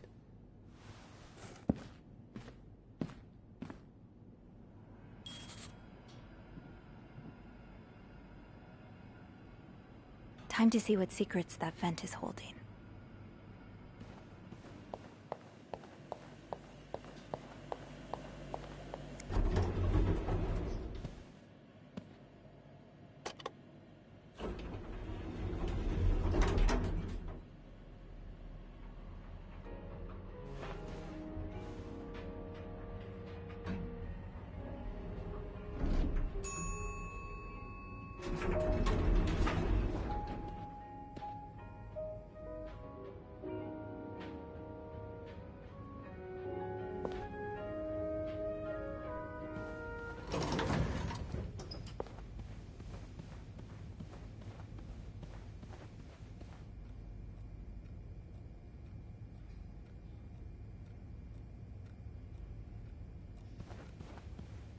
Oh, I guess I'm free to disturb room 508 now.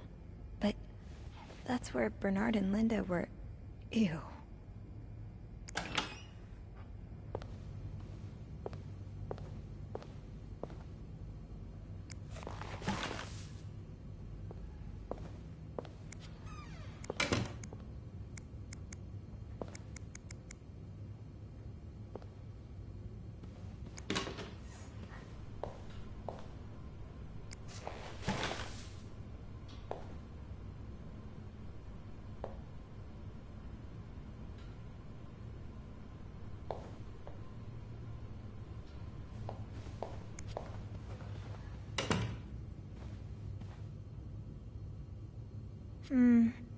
I should wait till I have more to report before calling Andrew.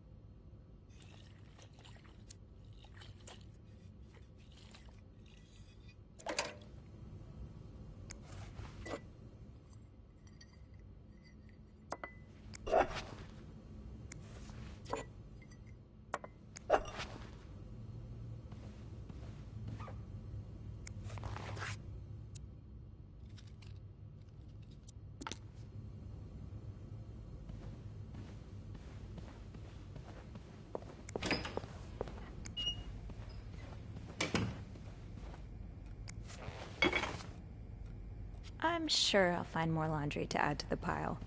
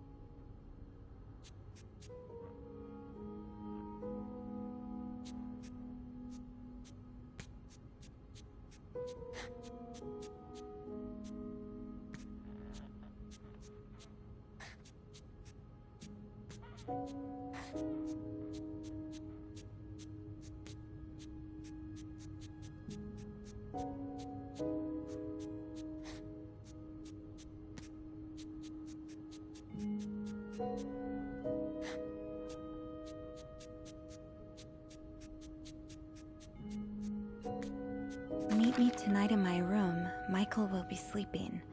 We need to discuss our plan.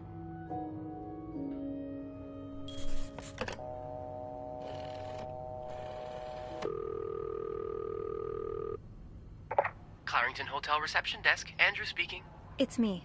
Hey, you got anything good for me?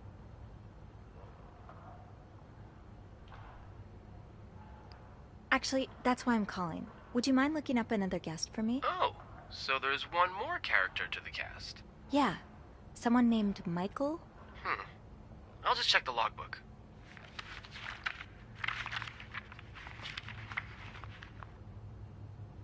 By the way, how'd you get that name? I found another message written in secret code. It says, "Meet me tonight in my room. Michael will be sleeping. We need to discuss our plan." Is Michael another husband? Maybe. Well, there's one staying in room 507. Mrs. Beaumont's room?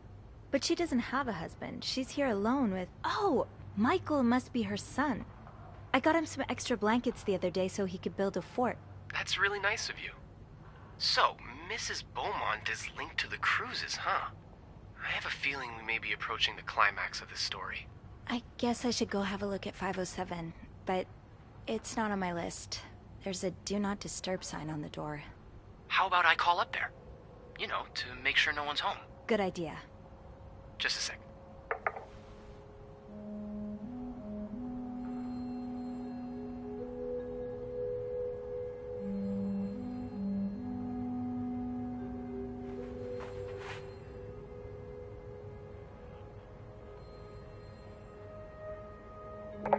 Well, it looks like the room is ready for your snooping, my lady. Thank you, good sir. I'll call you back.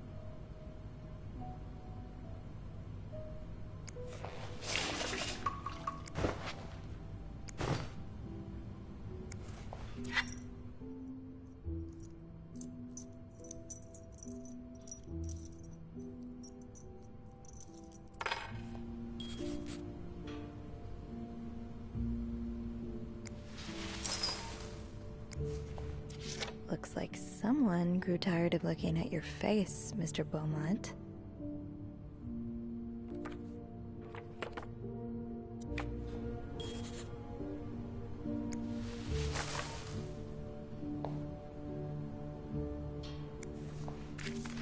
He's all but outright threatening you.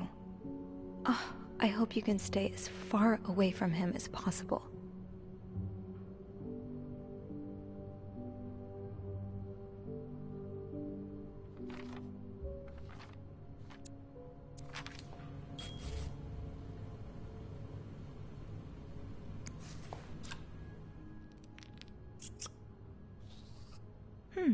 A lovely shade of lipstick.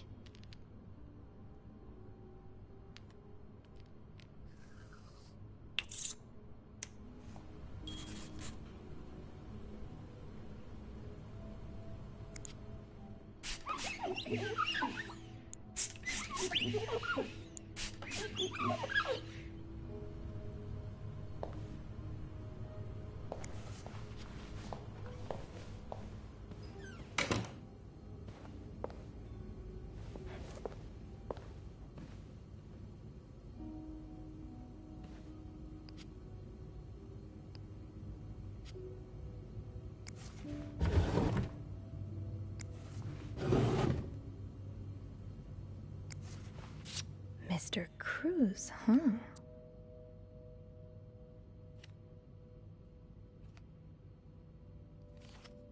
Numbers, dates, times. What does it all mean?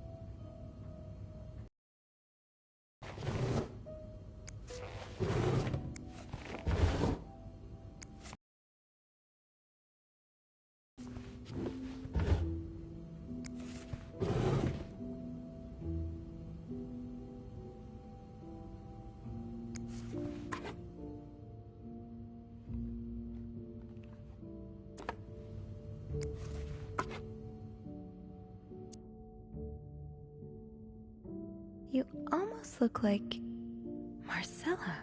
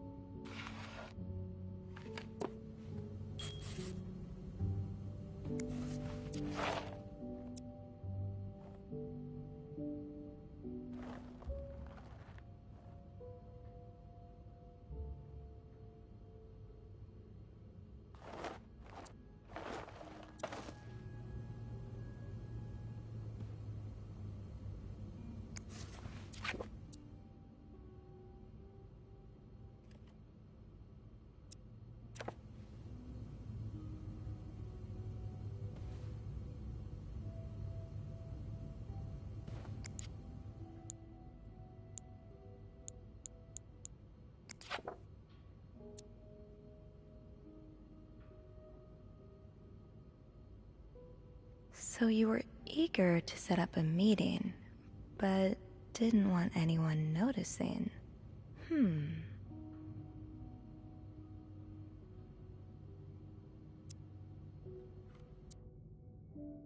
M. Did Marcella send this?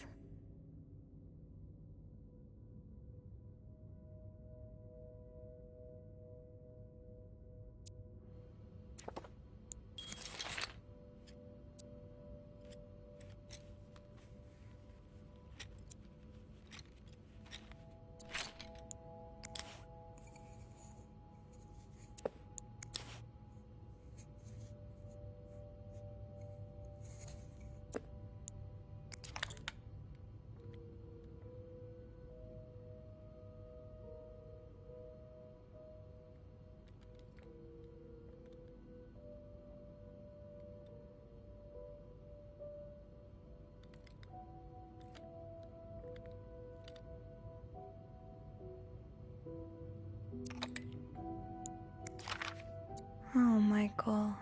Adults can be so confusing. I promise it's not you.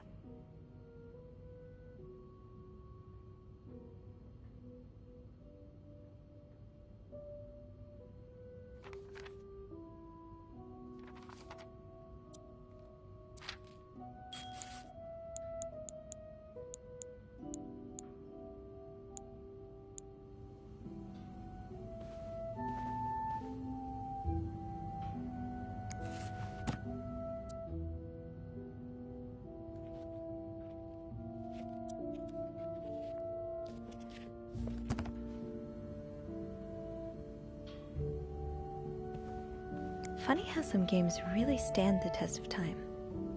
I used to play this with Mom all the time. Sounds like this is from your school days, but the name of the sender is smudged.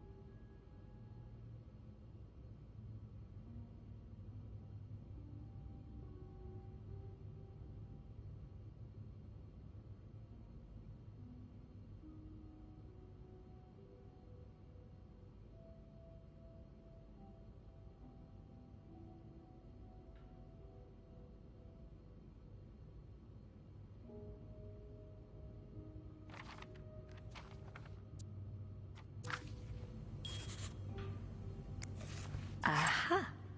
Keys are Snoop's best friend.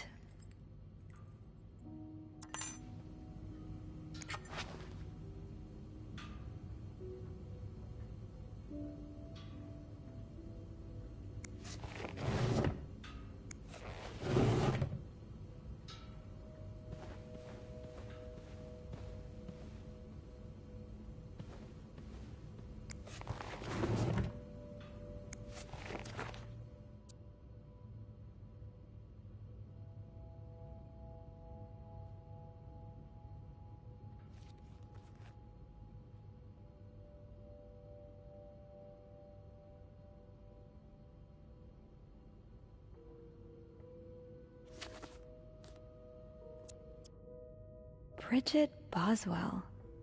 Didn't I see that name somewhere earlier?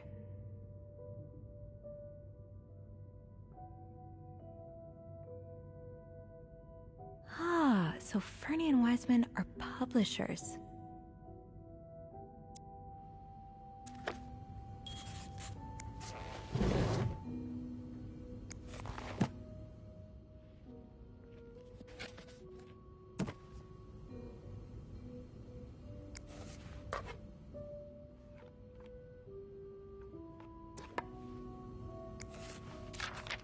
So a husband can abuse his wife and just get away with it? And people like Linda still think divorce is wrong? Ugh.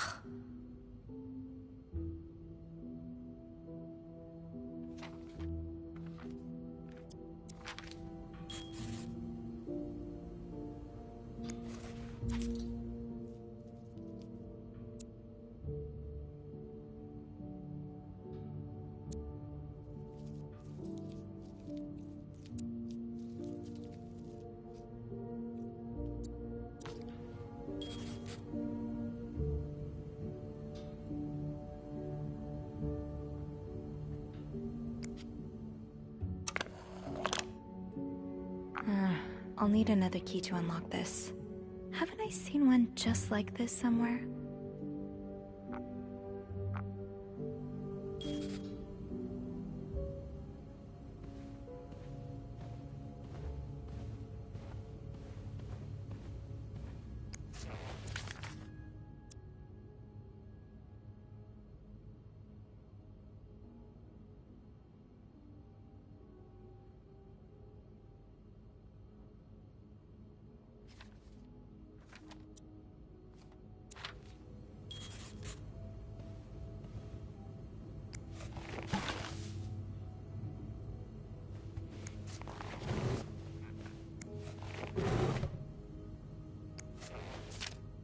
That look in your eyes. What does it mean? And who is this from?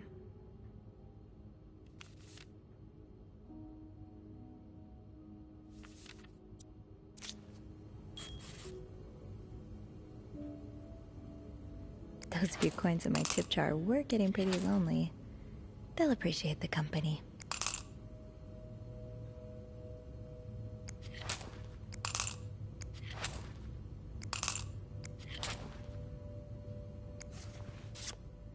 Aw, that's so sweet. I didn't do much, but I'm glad it meant something to you.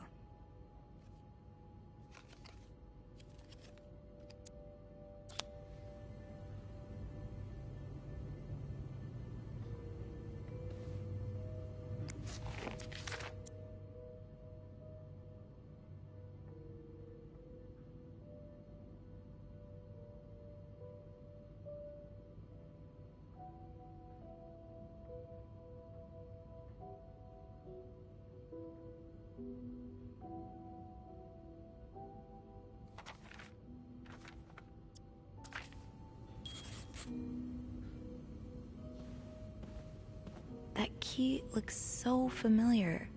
Why do I associate it with room 505?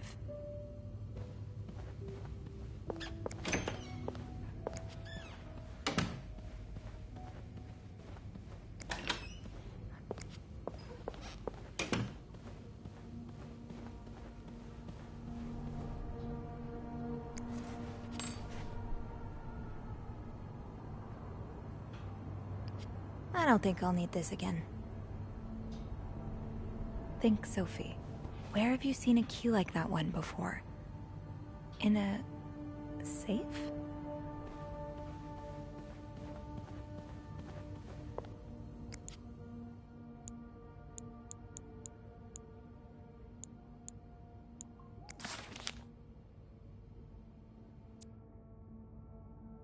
Ah, there you are. With Marcella. God knows where she is.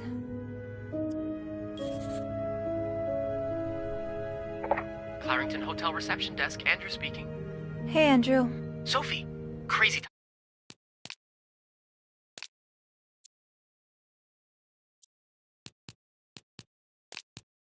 timing. I've got something for you. Oh, what is it? I heard a certain Mr. Cruz and a Mr. Morgan had an argument yesterday evening. Really? Who told you that? Jacques did. Apparently it got so heated he had to get involved. And it sounds like I was on the right track, because he heard a particular word thrown around quite a lot. Can you guess what it is?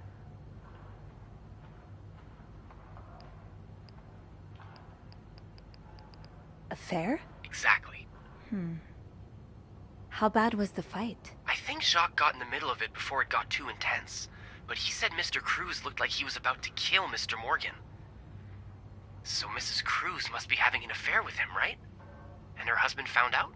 Maybe, but that doesn't explain Mrs. Beaumont's involvement with Mrs. Cruz. What do you mean? I found a chest in room 507. I think it can only be opened by turning 2 keys at once. I found one of them in Mrs. Beaumont's things. What about the second one?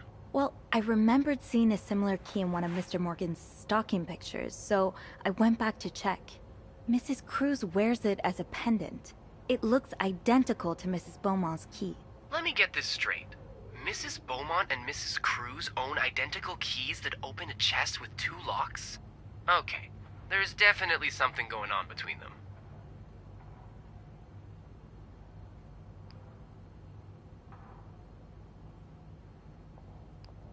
I think Mrs. Cruz and Mrs. Beaumont might be the ones having the affair. Really?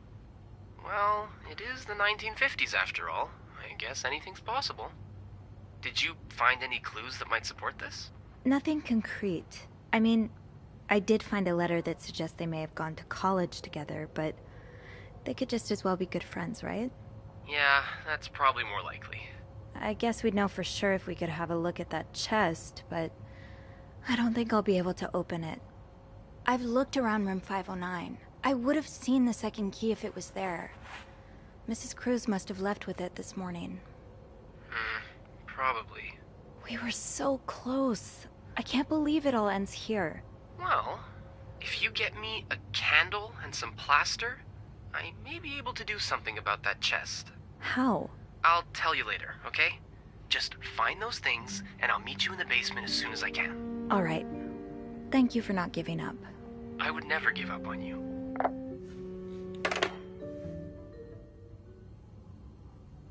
Plaster and candles. Well, half the hotel's under renovation. I should be able to find plaster somewhere around here. With the renovations, there has to be plaster somewhere on this floor. I should grab some before going down.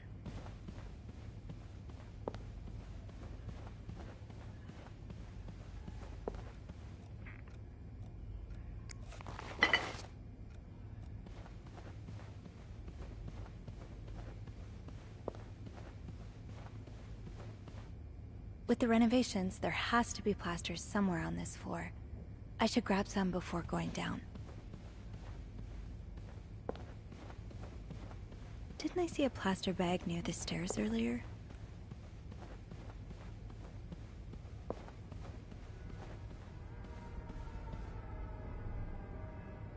Blocking the stairs seems dangerous. What if the elevator— Great! This takes care of half of this little scavenger hunt. As for the candles, doesn't Rebecca keep some in her locker downstairs? I can probably find the rest of what I need in the basement.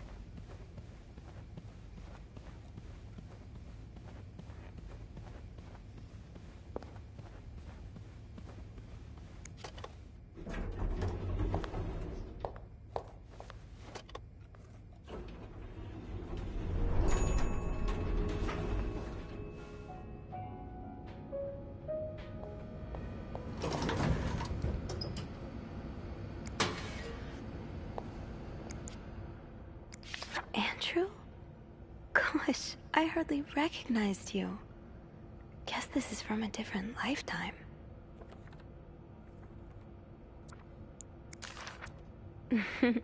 Figures that if you were going to break any rules, it'd be the ones about which books you can or cannot read.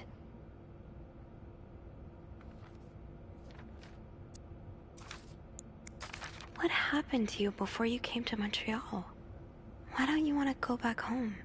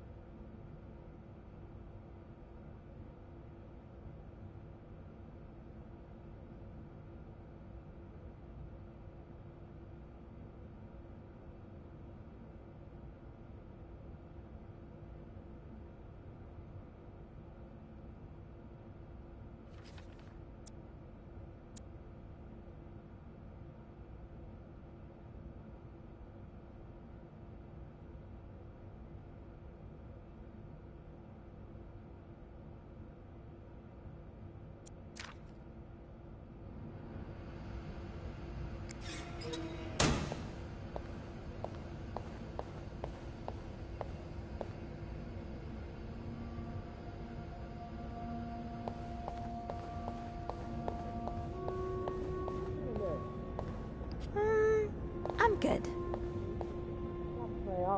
Oh, I'd very much like to speak with him, trust me, but I just can't find him. He's nowhere to be found. Gone. Disappeared. I don't know what on earth's going on today. Is it because of that goddamn snowstorm? Or was there something in the coffee this morning? What do you mean? Well, the whole staff's completely off today. Jacques leaving luggage carts everywhere. Wendy asking for a day off. Andrew suddenly worrying about the floor tiles. Oh, and that maid? What's her name? Sylvie?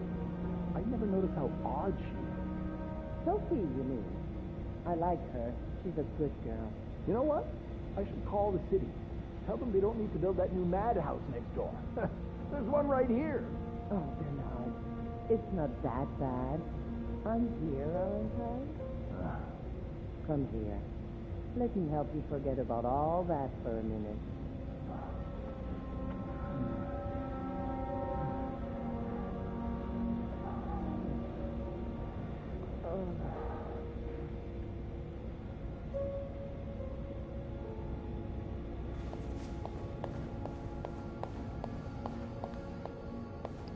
Where do you keep your candles, Reb?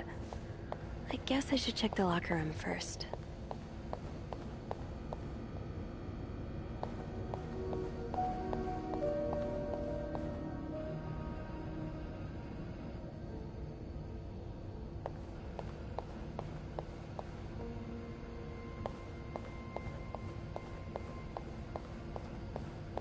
Candles, candles, candles.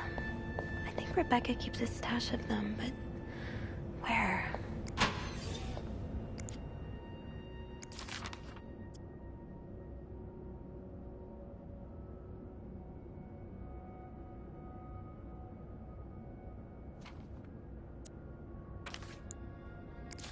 So you do have a stash of candles, but where is it?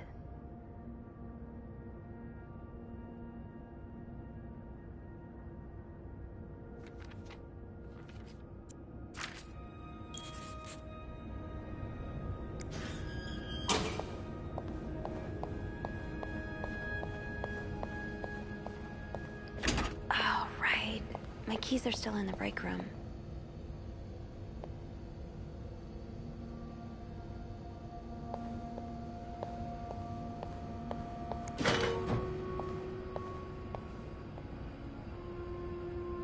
Tempting, but every penny adds up, Sophie. Now's not the time to pick up smoking, Sophie. I'm not the one who should be apologizing. You're such an idiot. I can't believe that I fell in love with you. Wait! What? I want my mother's ring back. There. I don't want it anyway.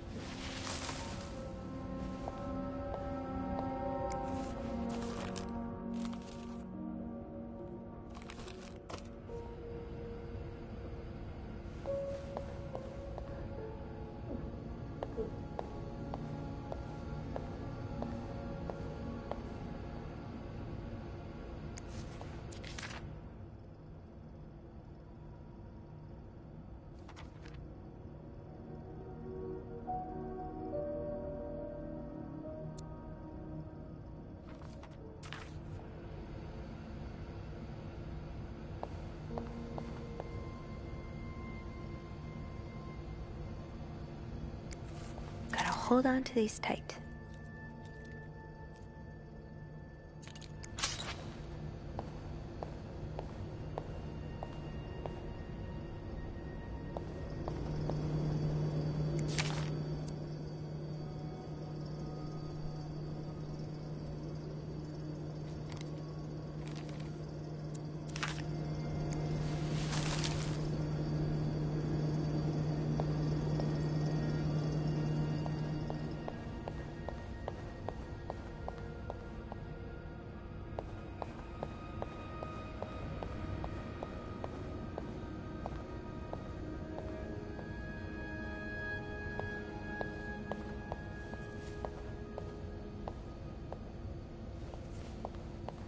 Maybe Bobby took some candles from Rebecca already.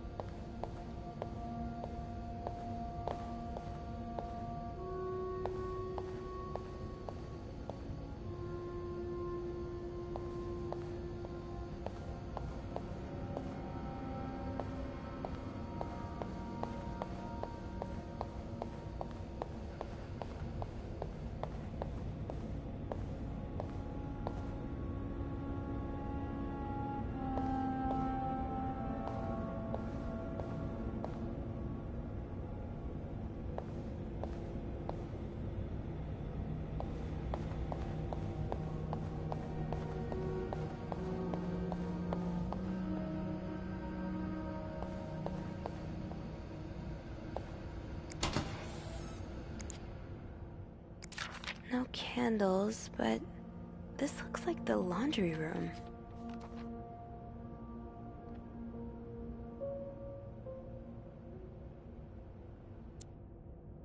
That must be the location of Rebecca's stash.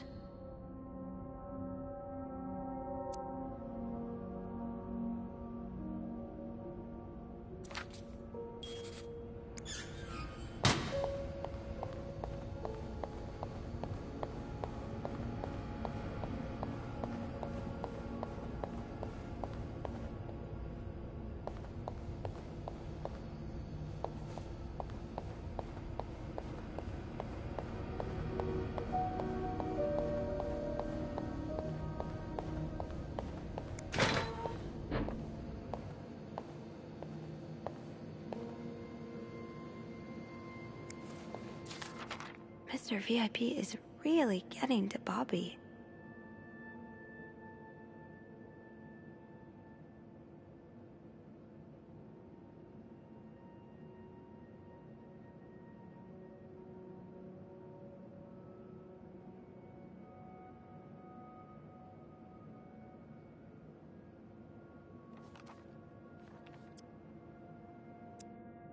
I hope you managed to calm him down, Reb.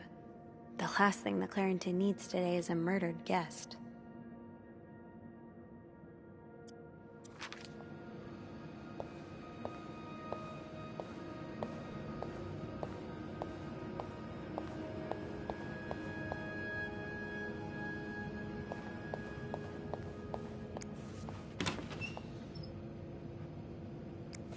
Stash uncovered. Reb got a candle. Now, what next? Let's see if Andrew is around.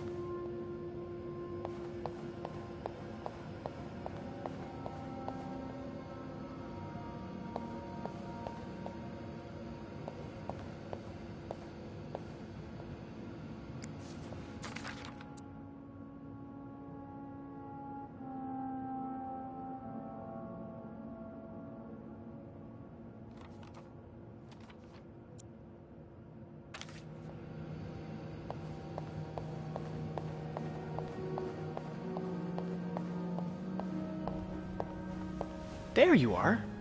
I'm not sure I understand what the plan is here. Well, I remember reading a spy novel, I can't remember the title, it wasn't that good, in which they used wax and plaster to make a key mold. I'm thinking we could do the same. Are you sure it's gonna work? Sure? No. In the novel, they used a special kind of wax, not candle wax. But I think it's worth a shot. Yeah, you're right. So let's do this, shall we?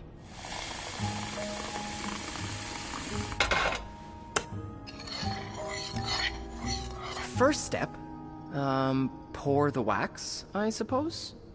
Careful though, the pot's probably hot.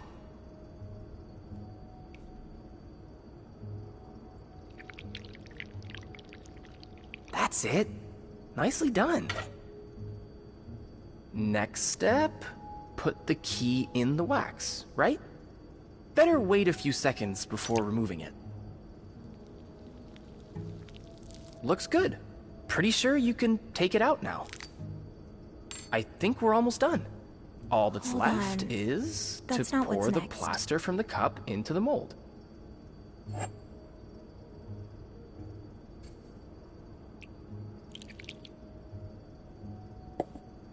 Good job. So now we wait until it's dry, I guess. How long do you think it's gonna take? A few minutes, probably. We can poke it every now and then to check. I bet you didn't think you'd be making a plaster key today, huh? No. But I like it. I feel like I'm in one of those novels I spend my days reading. Have you ever read banned books? What do you mean? You know, books banned by the church. I heard, Copernicus is a pretty interesting read. Huh. Funny you should say that. It's on my list, actually. Although I can confirm it takes a more scientific mind than mine to enjoy it. I suppose there's a reason why those books are illegal, right? Well, the church did persecute Galileo for saying the Earth revolved around the sun, and not the other way around. So, Even as a man of the cloth, I don't mind saying their judgment isn't always the best.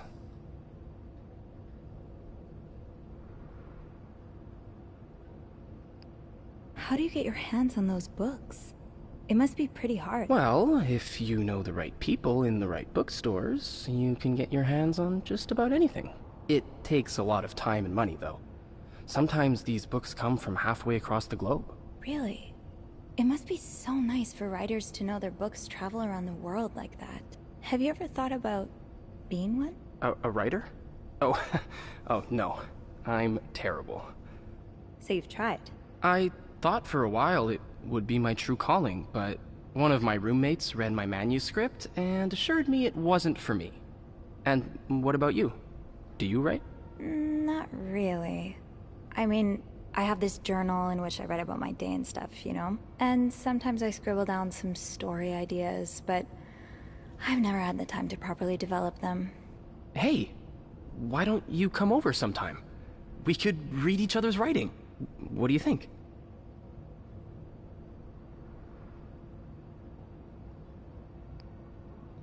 Oh, no. That's way too embarrassing. Yeah. Yeah, you're probably right. Sorry. Oh, look. I think our key double is dry and ready to go. I can't believe it worked. I could not have done this without you. Well, I'm glad I was able to be of some help. I should get back upstairs, though. I've been gone far too long already. Let me know how it goes with the key. Oh, and you should probably be careful when you turn it. Otherwise, it could break inside the lock. Yeah, I'll be careful. Thank you for everything. You're welcome, Sophie.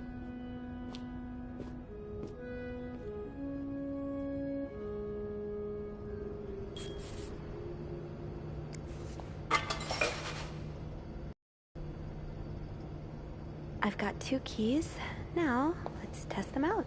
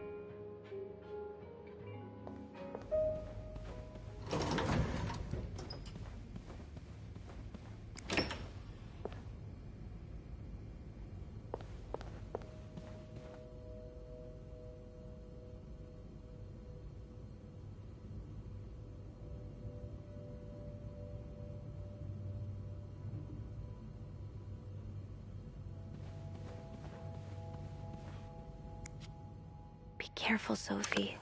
You don't want this key to break.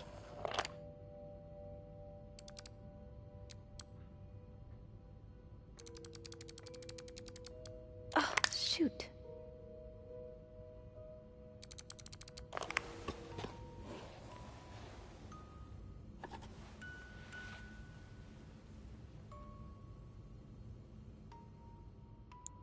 Damn it. It's stuck.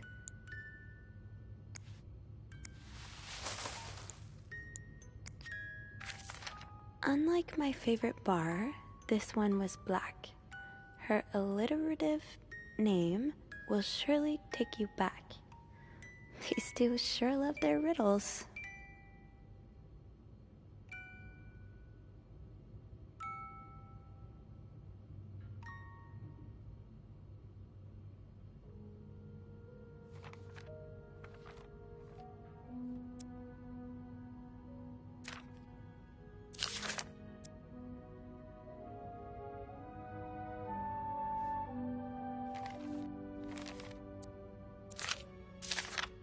Huh. Marcella invited you to the movies. Let me guess. You said yes.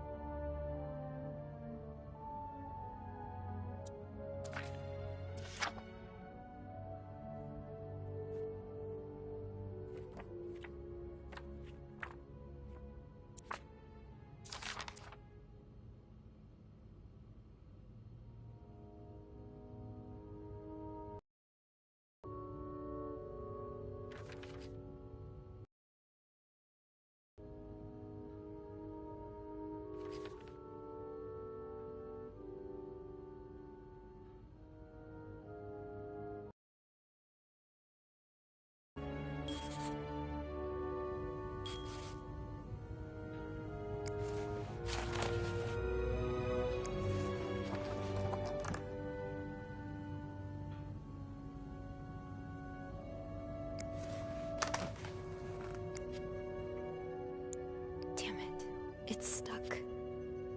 Damn it. It's stuck.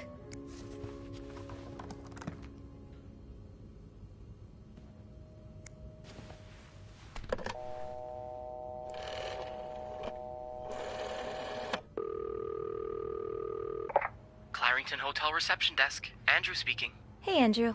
Got a minute? Of course. I opened the chest in room 507. Huh. It worked. Yeah, well, the key did break inside the lock. I hope this won't lead back to us. If it does, we can blame it on Beth. So, what's in the chest? A riddle. A riddle? I think it was written by Mrs. Beaumont for Mrs. Cruz. And I think the answer will give me the combination for a case I found in room 509. I could use your help with it, though. That's awesome. I love riddles. Tell me, which part's causing you trouble?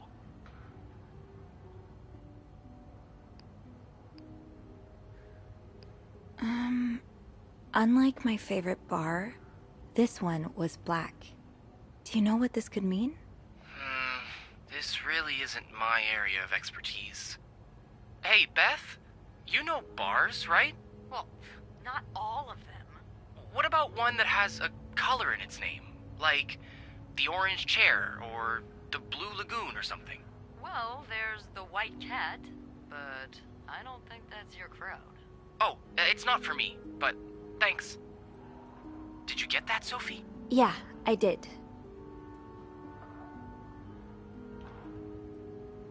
But I'm not sure I understand what it means. Well, if her favorite bar is indeed the White Cat, then it means we're looking for... A black cat. Exactly. So maybe you should look around to see if there's some reference to a black cat in Mrs. Beaumont's stuff. Okay, I will. Is there anything else? Here's another one. Her alliterative name will surely take you back. Intriguing. Yeah, I'm not sure what alliterative means. Oh, it's a series of words that start with the same sound or letters. Like perpetual peril. Does that help you?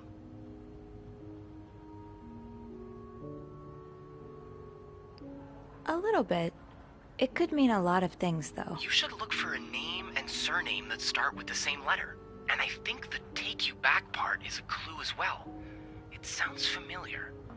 Maybe it's a quote from a book or lyrics from a song. If that's the case, you should look for writers or singers' names. All right. Yeah, that'll narrow my search. You're much better at riddles than I am. And you're much better at snooping, so we complete each other. Anything else I can help you with? No, that's all. Thank you. My pleasure. I'm just glad I could finally put my riddle-solving skills to good use. Call me when you've opened that case. You know I will.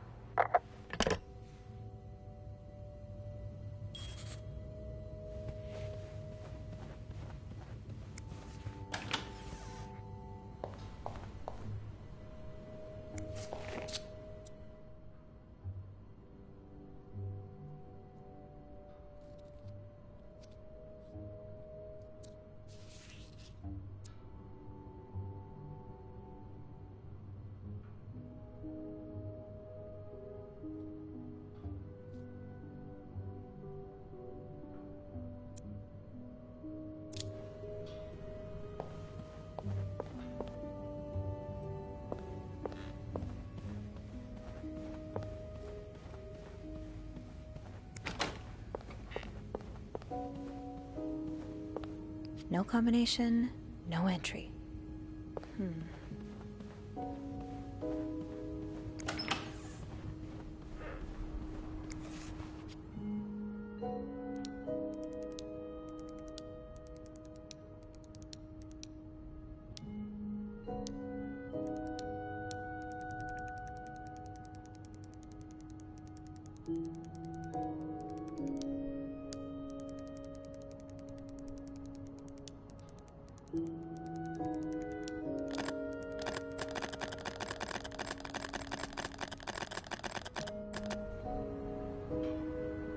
So, I need to find something related to a black cat and a person whose first and last names start with the same letter.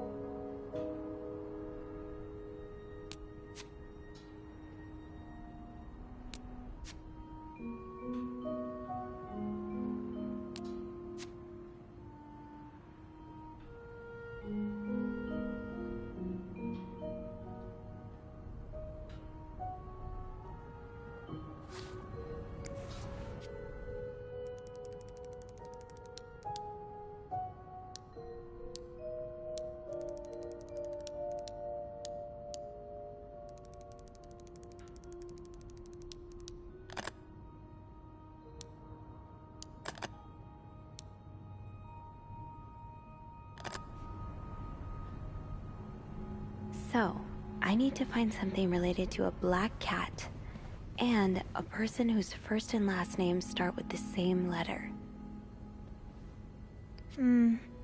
I should wait till I have more to report before calling Andrew.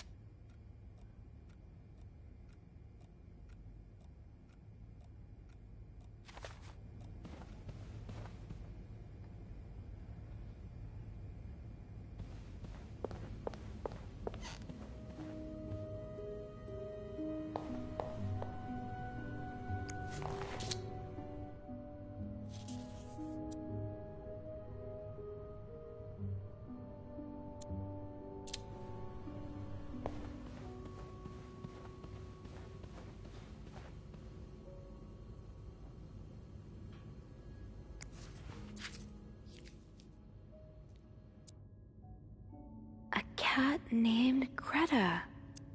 G.R.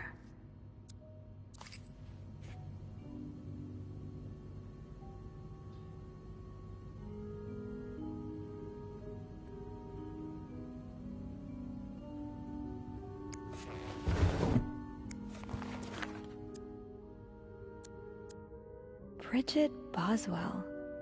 Didn't I see that name somewhere earlier? Ah, so Fernie and Wiseman are publishers.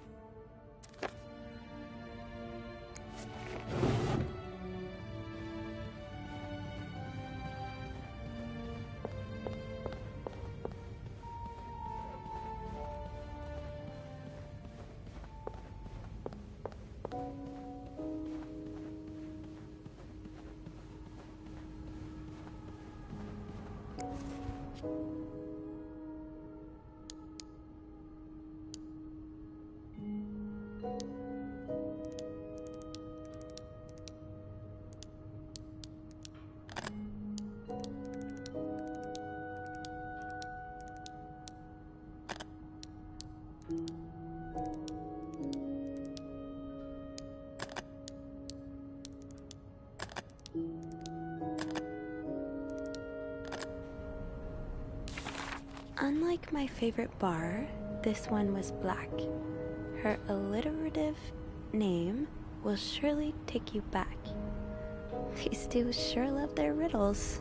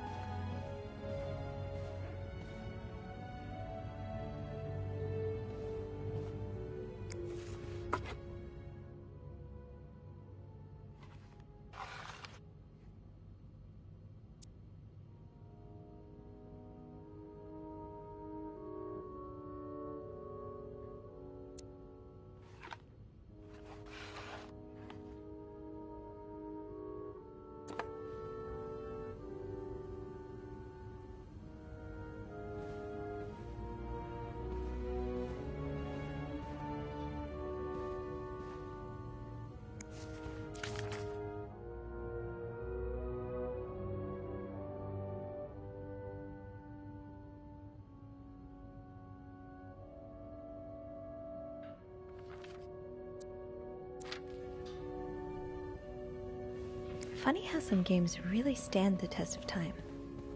I used to play this with Mom all the time.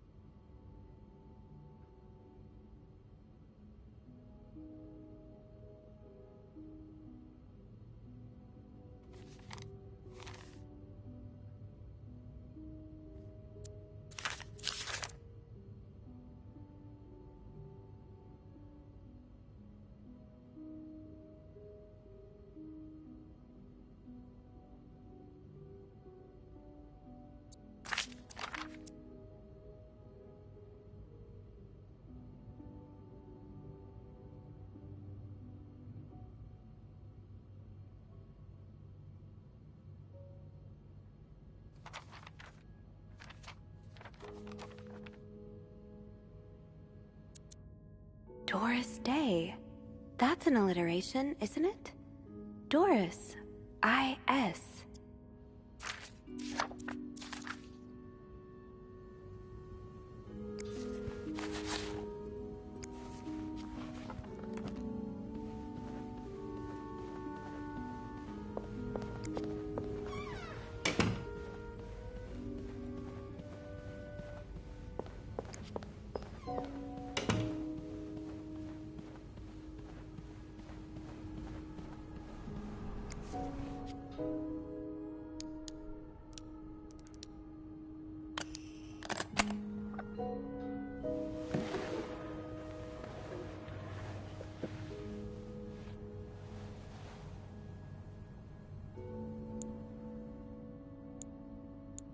That novelist, Bridget Boswell, is actually you, Marcella?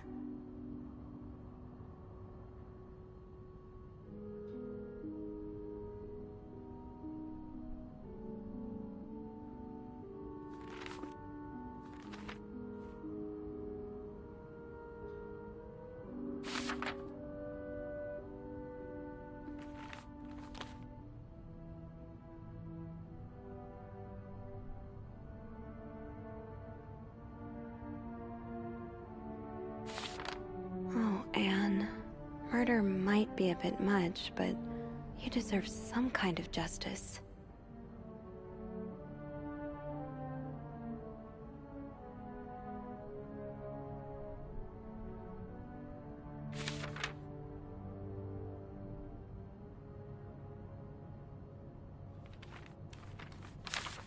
I do like a happy ending.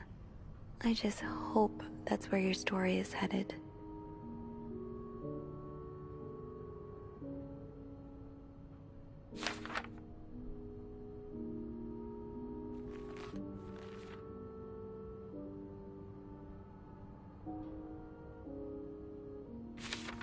Oh, so you came to Montreal under the pretense of celebrating your wedding anniversary, but all along, you meant to reunite with Anne.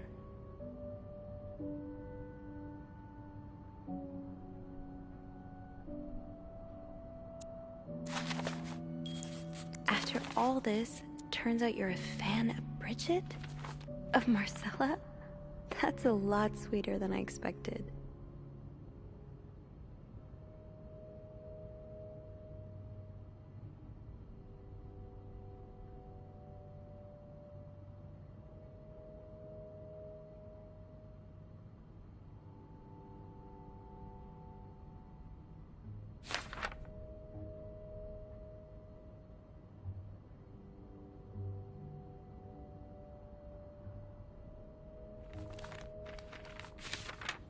I'm glad you were able to open up to Marcella like this. Everyone needs someone to talk to.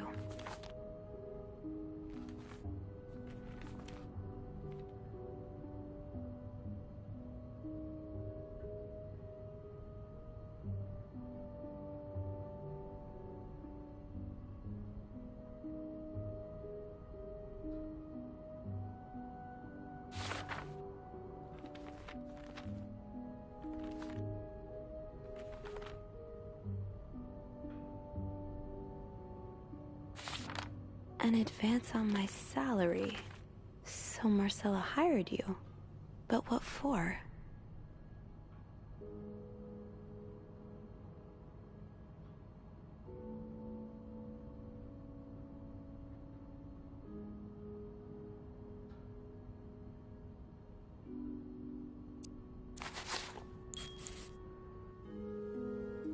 So this was all a story about star-crossed lovers, with the lovers in question being Mrs. Beaumont and Mrs. Cruz? Seems like it, yeah.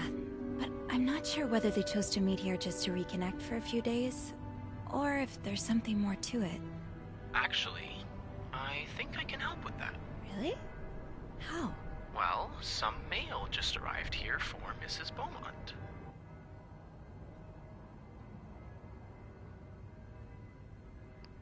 You've opened it, right? What? Of course not. I mean, it's illegal. Aren't you intrigued? Of course. But I can't just All right. I'll open it. I'm a bad influence on you. Well, you've been doing all the snooping so far. It's about time I take a little risk, too. So, what's in it? It's a tourism pamphlet for California and 3 train tickets. What do you think this means? I'd say Anne and Marcella are probably planning to run away from their husbands. Those train tickets must be for them and Michael. So you're on a first-name basis now, huh? Well, after reading so much of their correspondence, I kind of feel like I know them, you know? Yeah, like characters in a book. I have to say, though, I'm still a bit confused as to how Paul fits into all of this.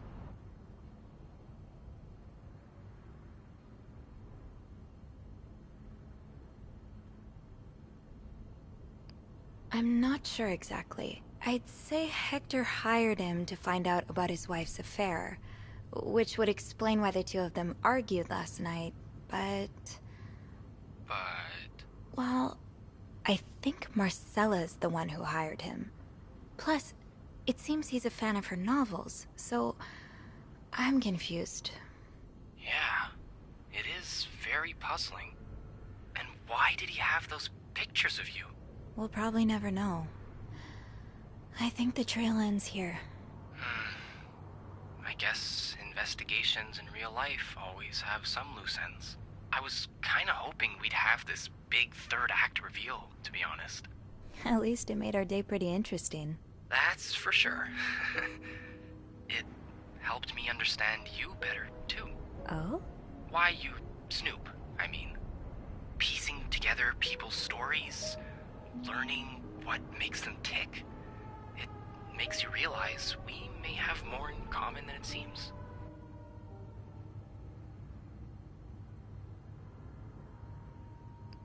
You're right. It's a good reminder that there are always reasons for the way people are, even if we can't pick up on them right away. Yeah. We're all made up of what came before.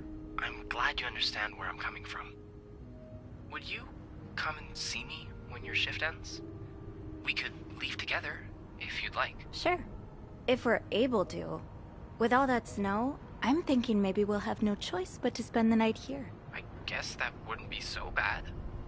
We could set up a pillow fort on the mezzanine. A pillow fort? We do work in a hotel, you know. There are actual beds here. Oh, I wouldn't be sleeping. I've got a reading list the size of the Eiffel Tower.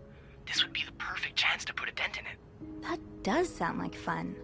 I could bring my magazines and, ooh, maybe light some of Rebecca's candles. Now I kinda hope we do get stuck here.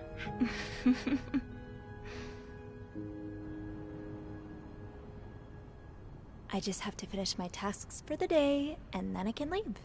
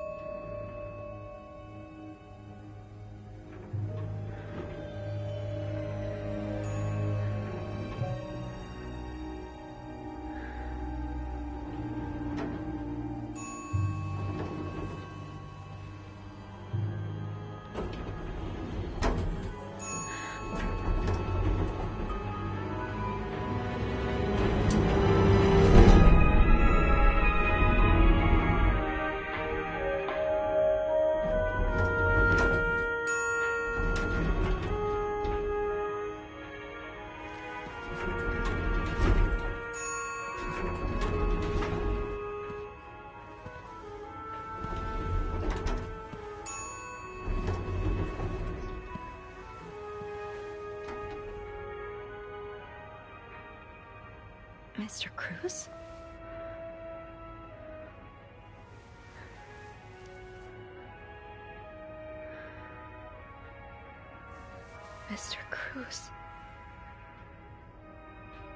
Oh, good. Oh, good. What happened to Mr. Cruz's life insurance policy? Why did he have this on him?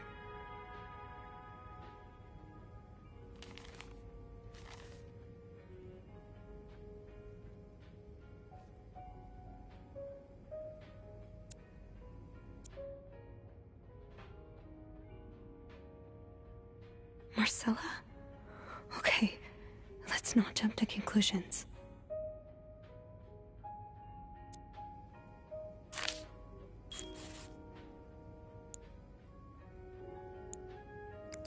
Is this about Paul? Does that mean...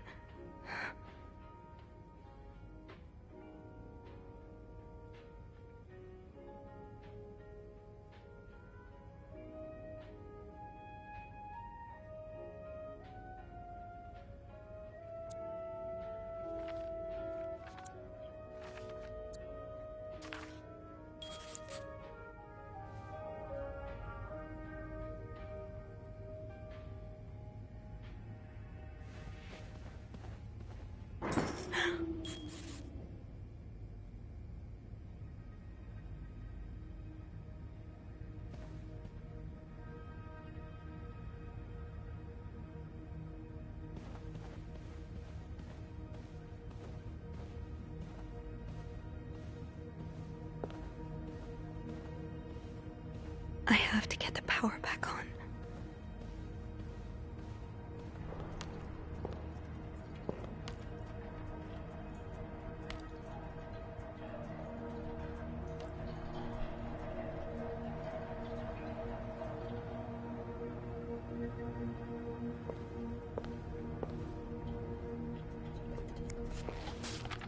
Oh, so Paul's work with Marcella was to follow her around like a private investigator, to help her with research for her novel.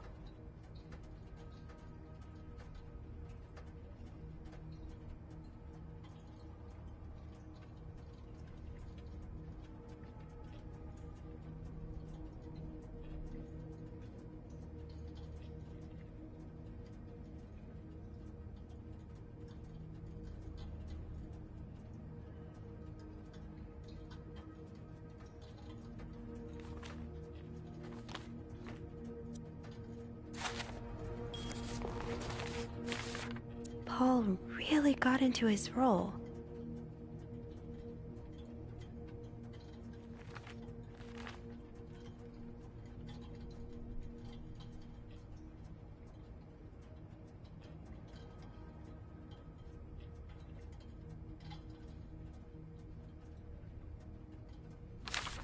He followed Marcella to Montreal even though she was done with her research.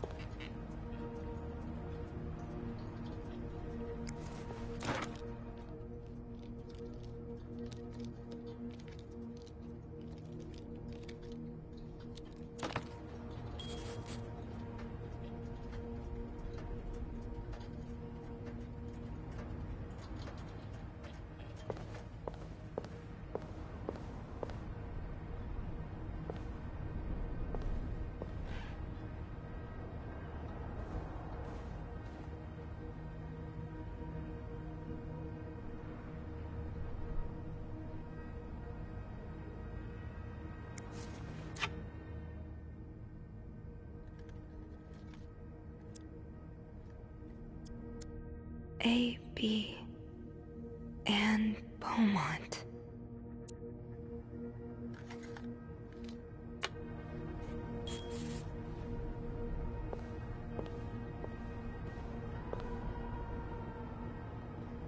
The fuse box.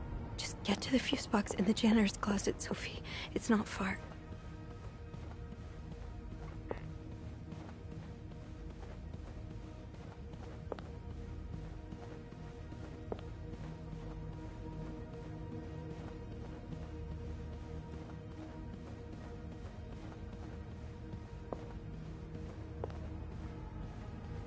I knew blocking the stairs would be a bad idea.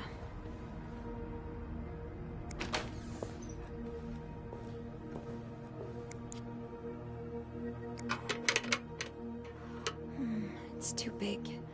I guess I'll need something pointier. Might need this to restore power.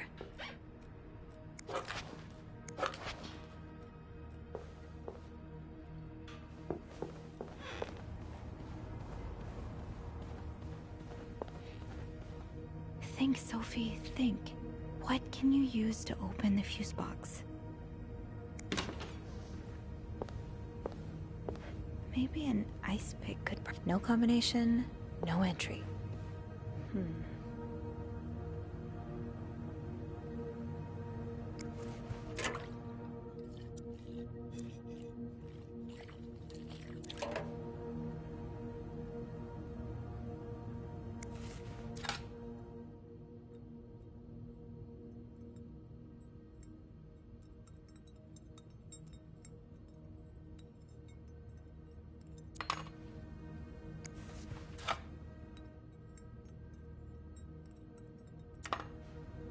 Think, Sophie, think. What can you use to open the fuse box? Maybe an ice pick could pry open the fuse box.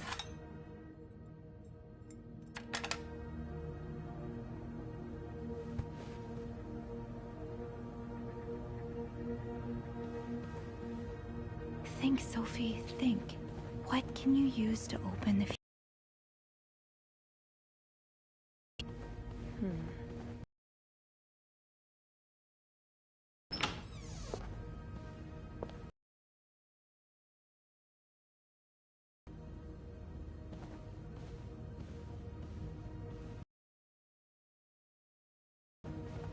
We were barely getting a signal before, but now, nothing.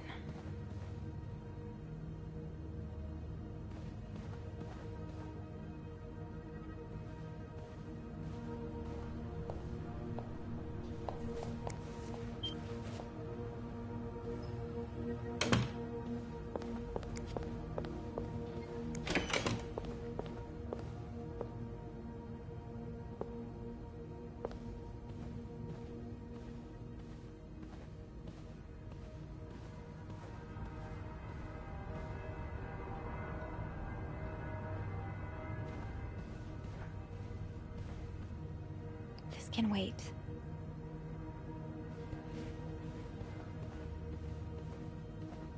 There are more pressing matters right now, Sophie.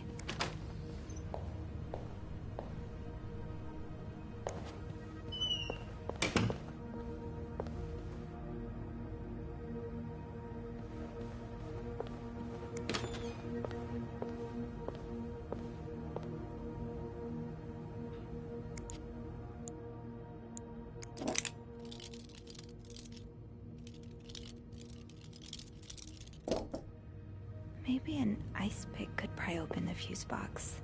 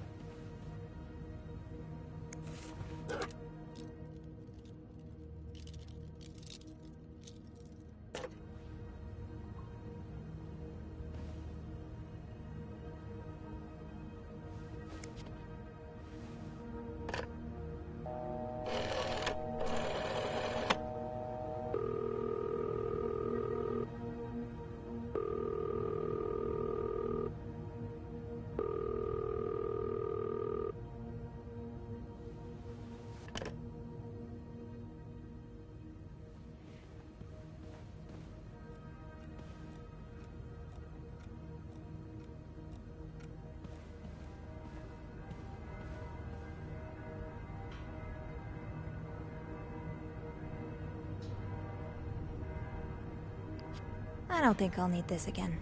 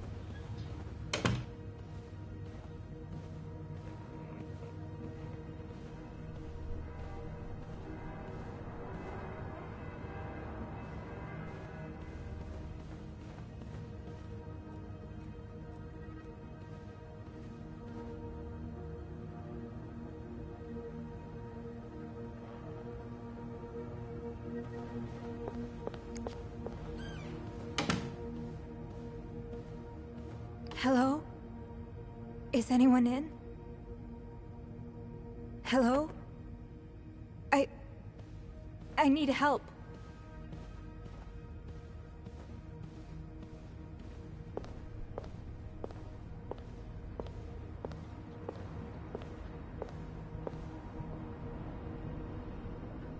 Think, Sophie, think. What can you use to open the fuse box?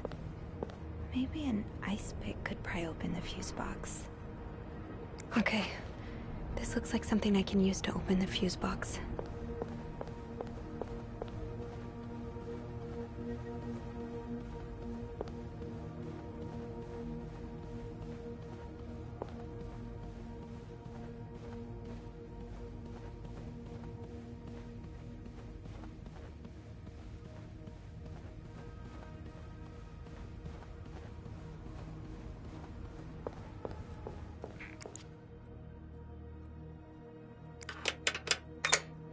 That worked, thank God.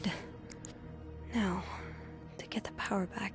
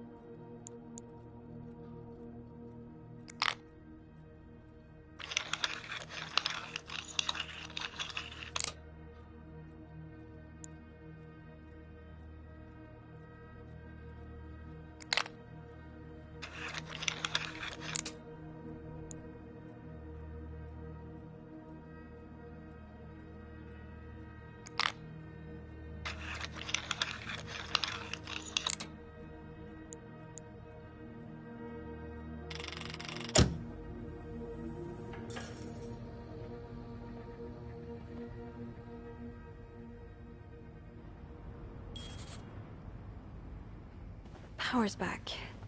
Now, I should go down to the lobby. Call the police.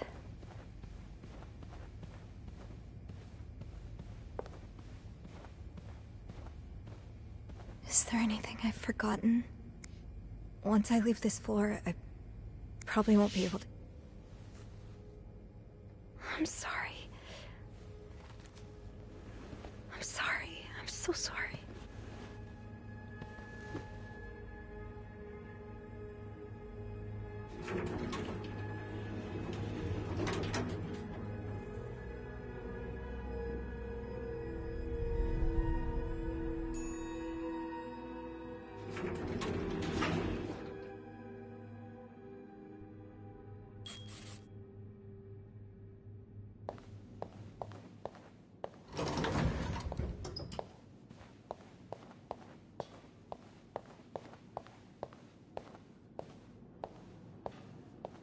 Andrew? Where is everyone?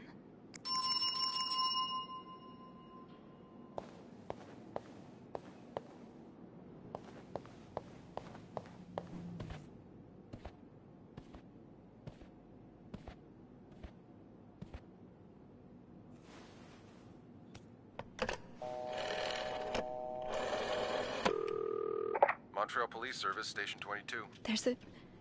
There's a man dead. He's been murdered. I need the police. Please stay calm, ma'am. Where are you right now? The lobby, but the body, it's upstairs. Can you give me the address, please? Oh, 1178 Drummond Street.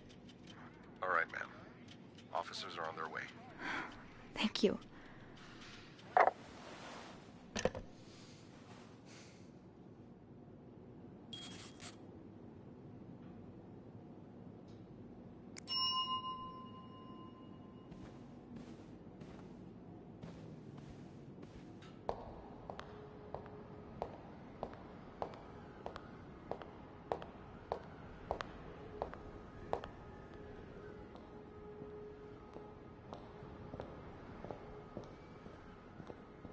Hey, you're here.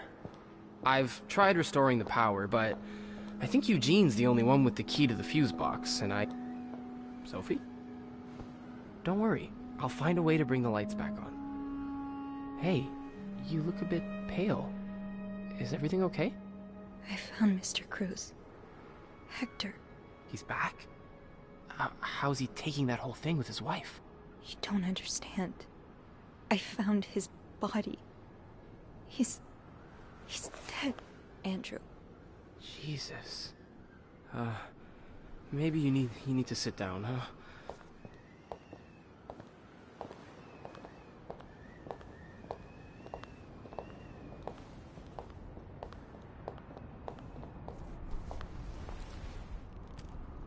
Did you call the police? Yeah, they're on their way. What happened? Was he sick or something? No, I don't think so. Someone did this to him. You mean... Jesus. Do you think it could be Paul?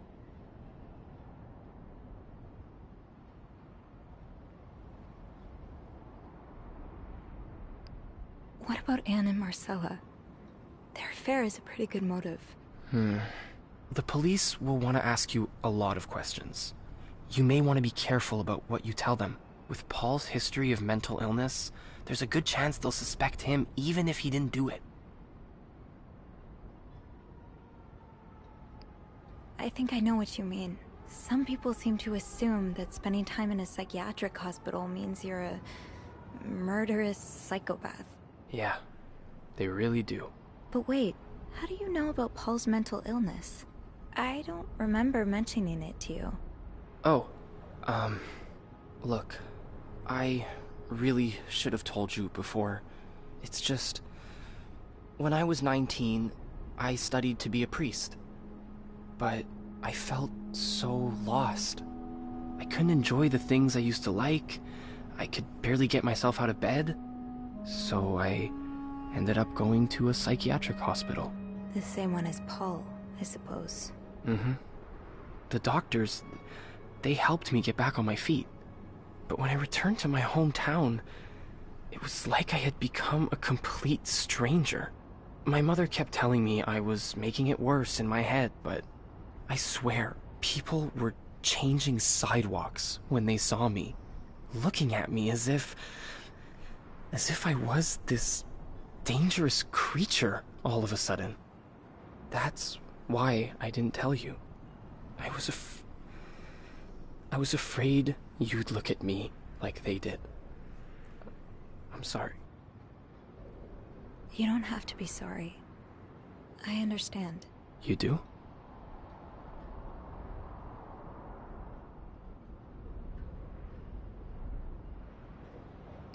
You know how I tell everyone that my mom's sick, bedridden? Well, it's true, but I always leave out the part about her illness not being physical. I'm ashamed of the truth. So even though I don't know exactly what you went through, I can understand. Thank you for telling me. I know it's not an easy thing to talk about, but if you ever want to talk about your mom, I'm here. They're here. Promise me you'll be careful with the information you share. Yeah, of course.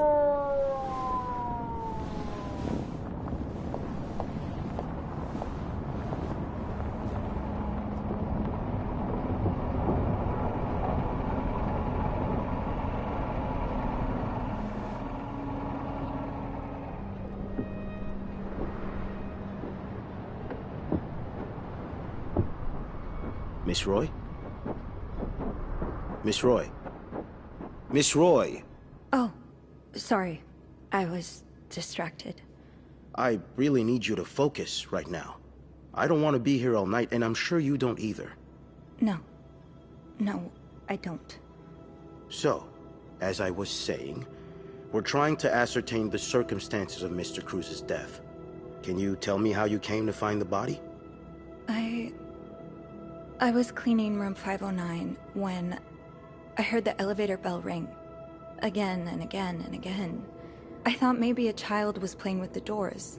So I went out in the corridor, and that's when I saw him. All the blood and... Why was the elevator bell ringing? I'm sorry? You said you heard the elevator bell ring. Why was it ringing? I assume it wasn't a child after all.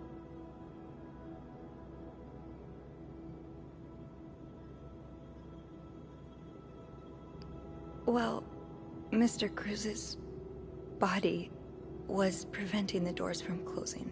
Really? When we found the body, it wasn't that close to the doors. Oh, the stairs are blocked because of the renovations, so the elevator's the only way out of the 5th floor. I had no choice but to move the body. Just a little. Ah, so that explains the traces we found. Thank you for clearing that up. So, what did you do after that? Well, that's when the power cut. So I had to go to the janitor's closet. To access the fuse box. Exactly. I changed a few fuses and turned the power back on. But there's a lock on that box, isn't there? Did you have the key?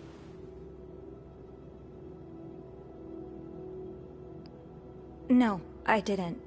Only Eugene does. But I thought an ice pick might do the trick, so I went to the ice machine to get one. You're a size 7, I suppose. Yes, I am. Why? What did you see when you went to the ice machine? There was blood. A lot of it. Did you touch anything?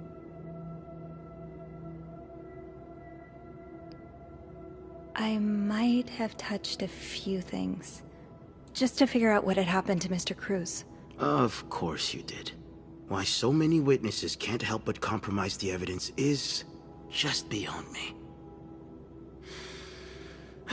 Anyway, what did you do after restoring the power? I took the elevator down to the lobby. That's where I called the police. Do you remember what you said to the operator? The exact words. No, I'm afraid I don't. You said, there's a man dead. He's been murdered. That's possible. What makes you so sure it was murder?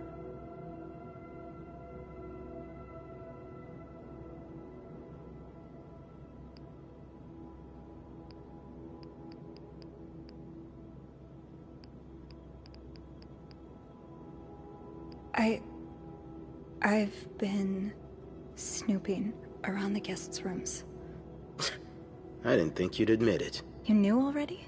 We've found pictures of you snooping around. Oh. Now, unless you want me to arrest you for violating your guests' privacy, I suggest you tell me everything you know. All right. We've learned from one of your colleagues that the victim had a fight with a guest named Mr. Spade. What can you tell me about him?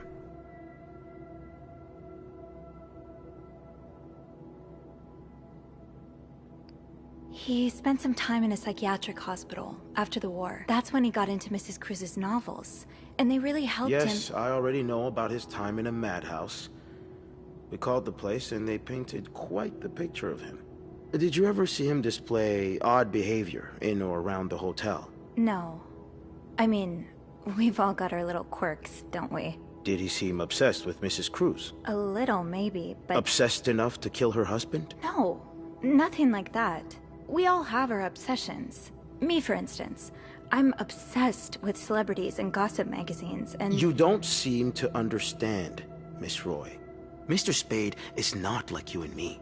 He may look like us, but he's not. He's dangerous and needs to be taken off the streets. So tell me, did you ever see him be violent or aggressive?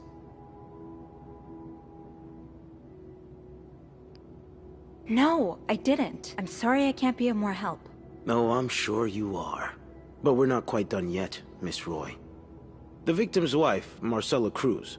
Apparently she left in quite a hurry this morning. What can you tell me about her? She's having an affair. But it's not what you think. She's been in love with another woman since college. They've been apart for more than than 10 years, and now they're... Yes, I know all about Mrs. Cruz and Mrs. Beaumont's sexual deviance. Have you ever witnessed them engaging in immoral behavior? What do you mean? I'm asking if you've seen them being, you know, intimate. No, I haven't.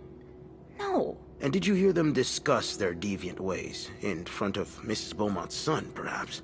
Imagine what kind of effect such perversion can have on a young child. No, I didn't hear anything. Did you hear them express their hatred of men? Did they ever talk about using violence against men? Did you hear them speak ill of Mr. Cruz?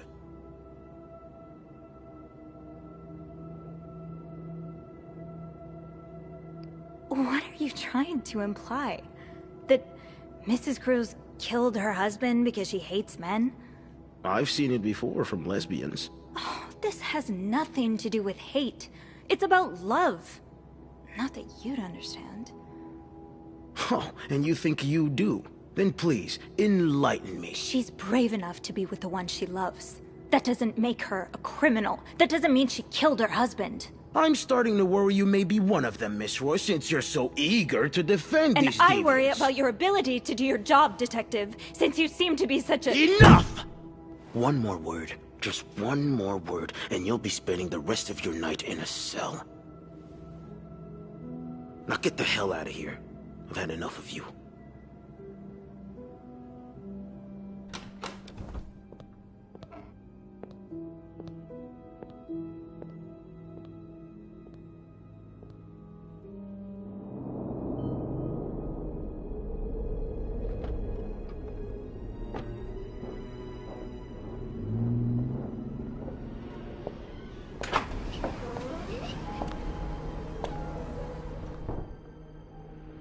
Bernard was strangely chipper on the phone. That can't be a good sign. I guess I'll know soon enough. The atmosphere is so different in here. Will it ever feel like it used to?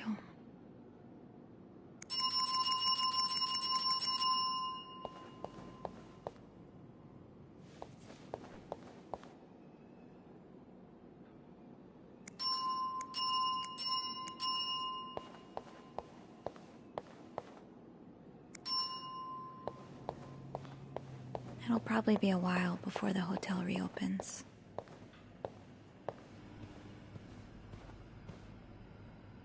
I'll go empty my locker. Andrew! Hey. Are you okay?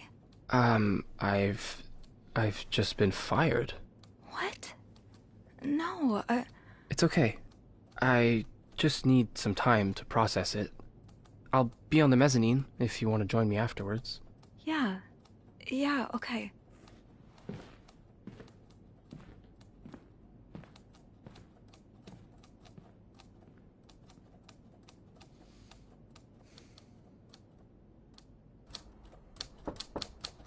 Ah, Miss Roy.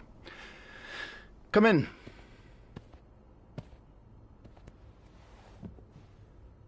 I suppose you know why you're here? I would guess it has something to do with the murder. Well, you'd be right about that. We've been getting a lot of press lately, and not the good kind. I wouldn't expect you to understand the position I'm in, but I assure you, it's quite uncomfortable. To have one's life's work blown away like that. All thanks to some sexual deviance and a nut job. It's obvious to me now that I haven't been firm enough. For guests of such morals to be comfortable booking a few nights here and committing such a horrid act? Things need to change. This means elevating our standards to the highest possible level, and it starts with the people working here. It starts with you. With me? Yes. From what I've heard, you've been quite the exemplary maid lately. Clean rooms, satisfied guests. I take my job very seriously, sir. As you should. We'll see for the future, but for now, you'll be allowed to continue working here. Thank you. I'm not done. The police have finished their investigation and left a mess on the 5th floor. I want you to clean it up. You want me to go back there? Yes. Why not? I found a dead body on that floor. I'm not going back. I'll make this simple for you. If you don't do it, you're fired. You can't fire me. Because I quit. Sure. I fire you, you quit. It's all the same to me. Just make sure to empty your locker before the end of the month. That'll be all.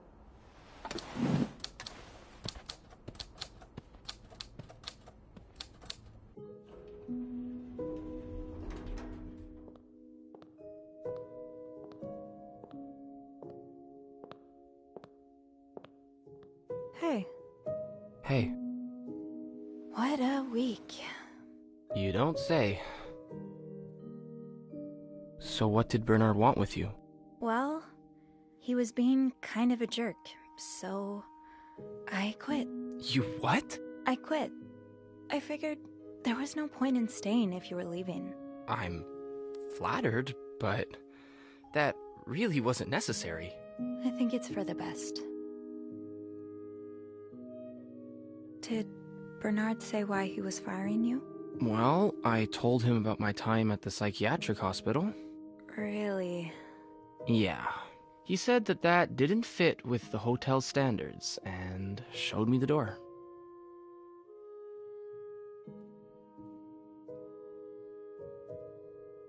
So, what's next for you? I think I'd like to be my own boss. No more Bernard looking over my shoulder. I've had this dream for a while of maybe opening a bookstore. I can't say I'm surprised. It just makes so much sense. I'd be able to combine the two things I love most, reading books and helping people. Granted, helping people find books is a far cry from helping them find God, but... My mom likes to say, there's no job too small. Plus, just by the way you're talking about it, it's obvious it'd make you happy. And that's what really matters, I think. Yeah, you're right. Thank you. I'm really glad I have you as a friend. Me too.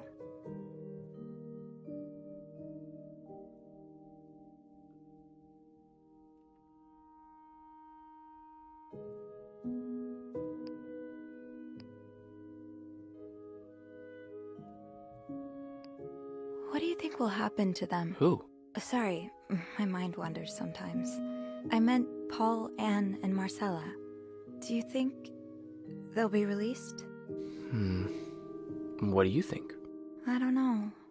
I wish they'd get a happy ending, but I'm not sure it's that kind of story. I'd like to believe it is. I think Paul becomes a famed photographer. He gets his own studio and decorates it like a hotel bathroom. As for Anne and Marcella, they move in together. But they keep leaving each other notes in the vents. You know, for old time's sake. I like it. Maybe you should write that. Maybe I will.